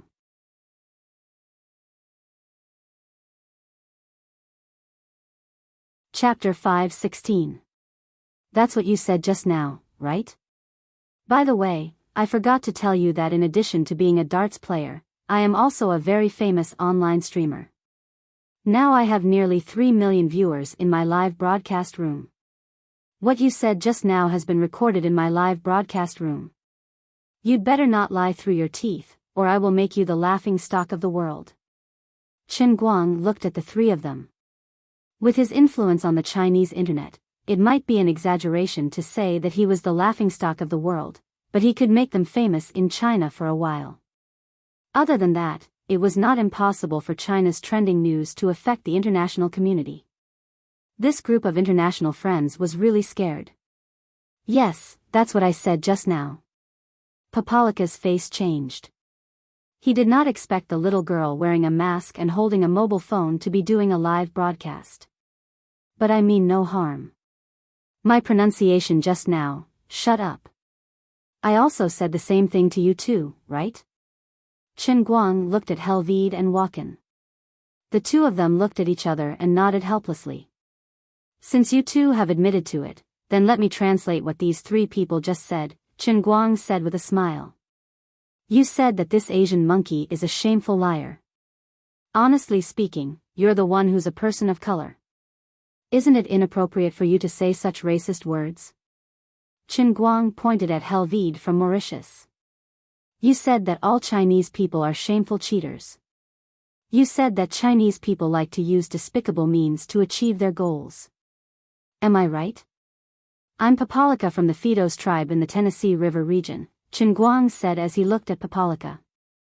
Walken from the province of Tarragona, Catalonia. You just greeted my family. Now, I will use the international language to return the favor. F***ck. Are you satisfied? Qin Guang said to Walken. How is this possible? The three of them were shocked. What the hell?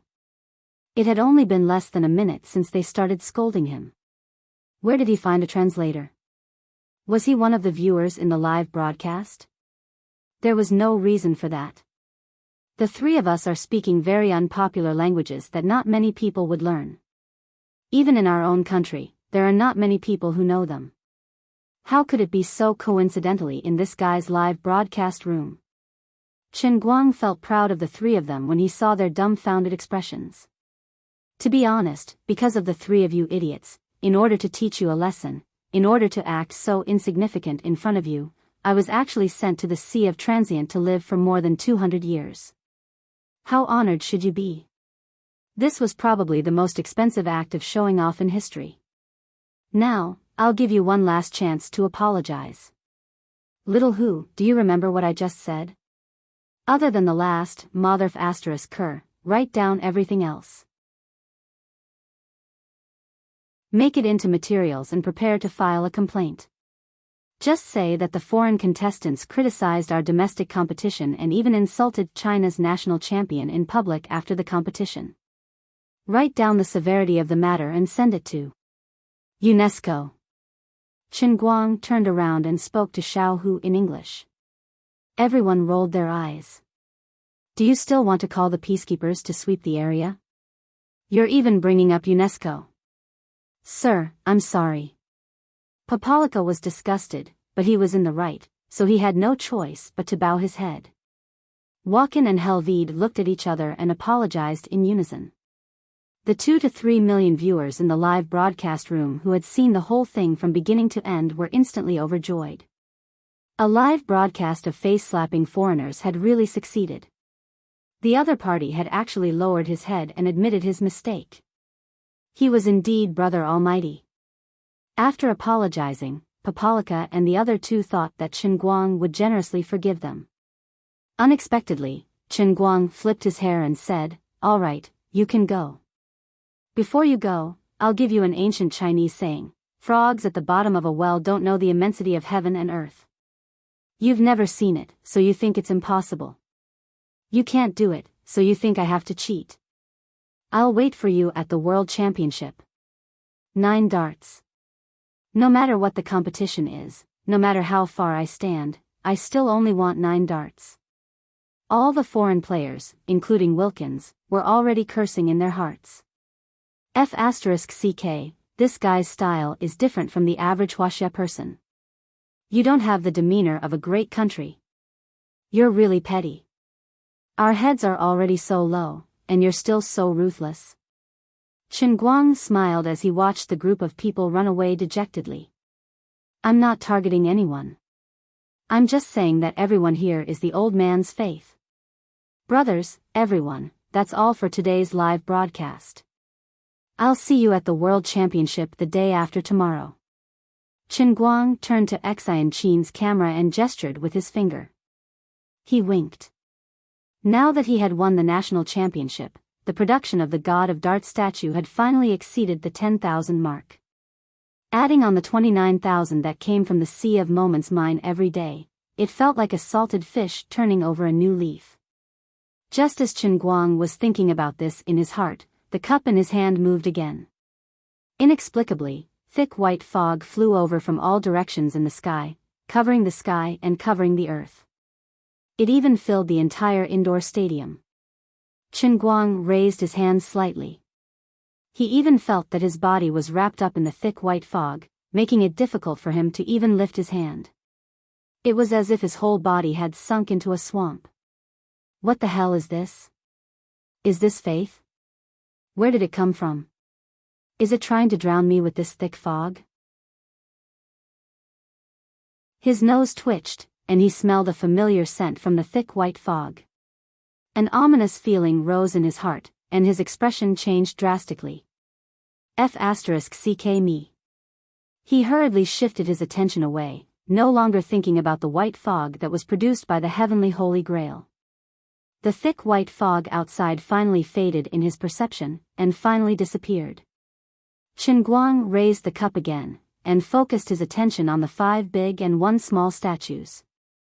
After a long time, he recovered with a pale face. He stared blankly at the ceiling and silently said, "Indeed, pornography is the #1 productivity of mankind." The pile driver statue was about to explode. According to the order of appearance, the pile driver was named Little Six. Now that Little Six had just made his debut, he had decisively destroyed the 10,000-year-old Ao Ta statue. Little 6 was no bigger than an inch nail. Disregarding the fixed output of 10,000 something in the Sea of Moments, in just a short while, after connecting with everyone in the real world, its daily output had actually soared to 38,000 in one go. Now, the total daily production of faith had reached 97,500, and was approaching the 100,000 mark. The benevolent and wise sage Chen Guang couldn't help but feel sad for many people in this world. How stubborn must you all be to silently send so many faith points before the old man even started to advertise? You all don't need to advertise. Who is the strongest man in the world? Everyone, don't let your imaginations run wild. I'm not going to change my name or my surname. Chen Guang silently patted Little Hu's shoulder. That's right, this guy also sent as many as 5 points a day. This poor guy's married life must be super unharmonious. That pungent smell just now? Forget it, quickly forget about those unhappy things. Let's look at my inventory first. Previously in the Sea of Moments, I didn't use much faith points. After coming out, although I lost a lot of faith points from the Sea of Moments, to the point that it was almost zero, I didn't use up much of the more than 300,000 faith points that I saved before entering the Sea of Moments. Damn it, he suddenly realized something. A day in the real world was equivalent to a year in the transient sea.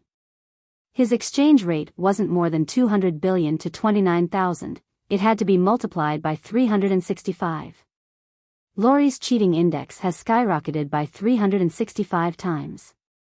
Forget it, she is a god. Her fist is bigger, so she has the final say. This exchange rate is indeed very unscientific, but Laurie is a true god. She pays attention to theology and not science. The so-called theology does not reason with you. If God says the heavens are square, then the heavens must be square, let alone a small matter like this. Putting aside those unhappy thoughts, Chen Guang began to feel happy again.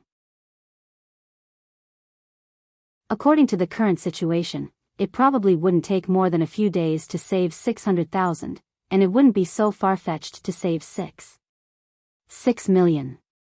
He calculated the time in his heart. Anyway, he was already in Beijing.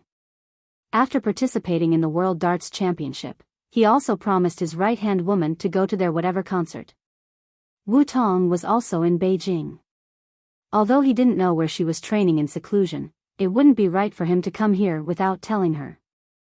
Most importantly, he couldn't get in touch with Wenwen recently. Although Chen Guang knew that she wouldn't encounter any trouble with her ability, he still couldn't stop worrying about her. If she really had any troubles, dragging her to play a few rounds of games to relieve her feelings would be considered being a good friend. Therefore, he estimated that he wouldn't be able to return to Beijing anytime soon. It was better to call Shui Lin, his cheap disciple, and ask her to come to Beijing herself. On the other side, Chen Guang sat in the car and called Shui Lin. He happily said that he would set off immediately. On the other side, Chen Guang saw that Enchanting didn't get into the car. She looked troubled. Having known her for so long, Chen Guang had never seen this little girl distressed. What's wrong? Chen Guang got out of the car and asked. Enchanting shook her head slightly. Nothing. She looked like she didn't want to talk about it anymore. Then, she sat down in the car. Guys, the competition is over. Do you want to travel somewhere? The driver arranged by the escort association in the front row turned around and asked. He was quite curious about the relationship between these two. They looked like brother and sister, but there was no warmth in their conversation. Especially this ridiculously cute little girl.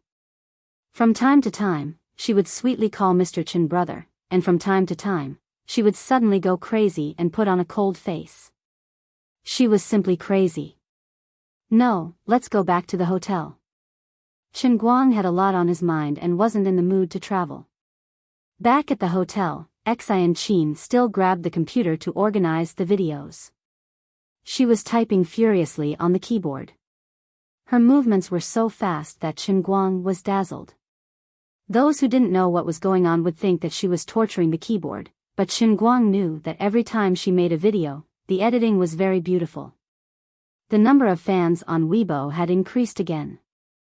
Recently, the content of the comments below basically revolved around the darts competition. Everyone seemed to have gradually adapted to the omnipotence of the almighty Superman. In any case, he crushed whatever he did. Today, there was a new hot topic. During the live broadcast, he caught a few of Papalika's unfriendly international friends and scolded them. Enthusiastic fans had made a video of it and posted it on the internet.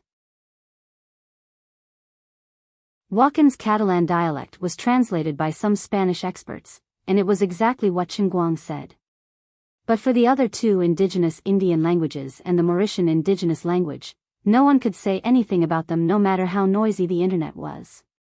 But without a doubt, when Chinguang explained the meaning of the two languages, the two foreigners lowered their heads.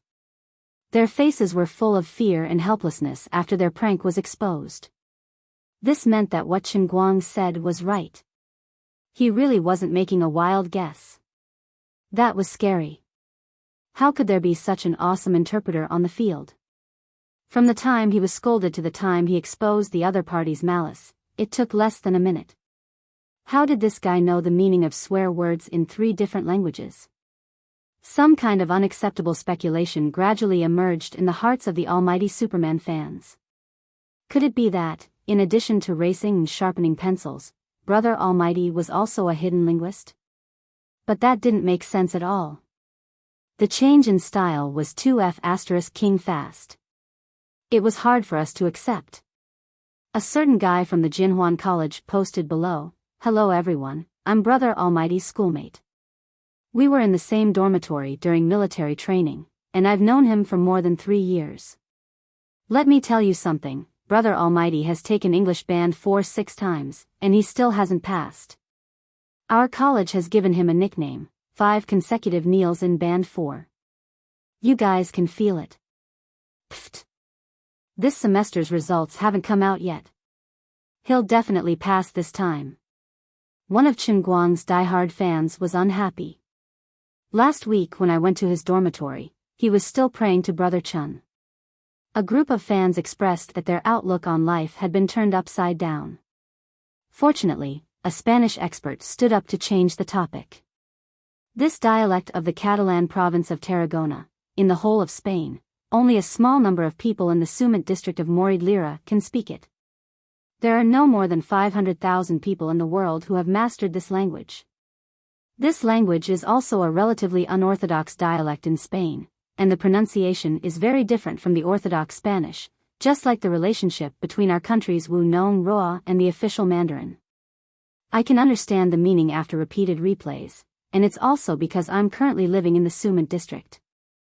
I really can't understand how Mr. Chinguang can understand it. This was the evaluation of the Spanish expert. I'm a Chinese American. My family has been living in the United States for more than 3 generations, and I'm currently studying Native American linguistics.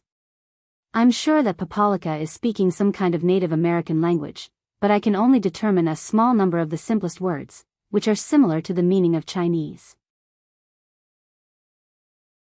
I'm currently contacting my Native American classmates, and I'll give you an accurate translation in half an hour. In any case, this short clip had clearly caused quite a stir on the internet, purely because it was too unreasonable and too sci-fi. After scrolling through his Weibo, Chinguang browsed through the embarrassing female fans' photos in his private messages one by one. He turned around and noticed the short clip on the video website. When he opened it, he was also shocked. The number of comments had already reached 5,000, and the number of hits had exceeded 1 million in 2 hours. This was going viral. Damn it, who uploaded this video? My advertising fees have been taken away by this bastard. Forget it, I don't lack this bit of money right now. I reckon that little Tsong will send me a large sum of money tomorrow morning, and today's live stream is quite profitable. He quickly fell into another train of thought. Up until now, he had only not been able to erect a statue of God in the world in a cup at the spirit sky level. He didn't think about English, there was no hope. Chilan arm? In this regard, he was like a cow gnawing on a pumpkin, not knowing where to start. It wasn't that he didn't try it in the Sea of Time, but he lost to a mere sea emperor in arm wrestling, so he instantly gave up on it. But, including English, he had mastered 4,979 foreign languages. Of course, there was no hope for English alone, but if he took out nearly 5,000 foreign languages, he could easily beat the entire human race, okay? This statue of God was very easy to erect. He didn't even need to display all of them, he could just pull out 200 or 300, and people would kneel to the point of breaking their knees, okay? The statue of One-Line Sky was more or less different from the statue of Spirit Sky, right? When he thought of this, he couldn't suppress his excitement. On the other side, Enchanting, who had just finished uploading the video online, also noticed the commotion. She turned around from her swivel chair. Big brother Guang, how did you understand what those people said today? Guang laughed, thinking, I was just about to show off, and you came to ask me, are you an actor sent by God to cooperate with me? Little sister, please pay attention to your words. The person standing in front of you is the greatest linguist in human history. I'm not bragging, as long as it's a language that people on Earth speak, there is no language that I can't understand. He still had to keep a low profile outside, but in front of his own people, he naturally had to speak his mind and not hide his abilities. After saying that, Guang looked at Enchanting with a smile, waiting for her to look at him with an expression of worship. I don't believe you. He never expected that Enchanting, one of his own people, would actually undermine him. I'll just say something casually, and if you can translate it, I'll believe you. Seeing Guang's face turn dark, Enchanting slightly tilted her head, giving him another chance to prove himself. Say it. Shiba yama dai luo ku ta gu jie. Guang, damn dog, don't do it for the tribe. Go play the victory. You're tuning into the Romantic Tales YouTube channel. Don't forget to subscribe and join us on this journey to catch the most captivating stories.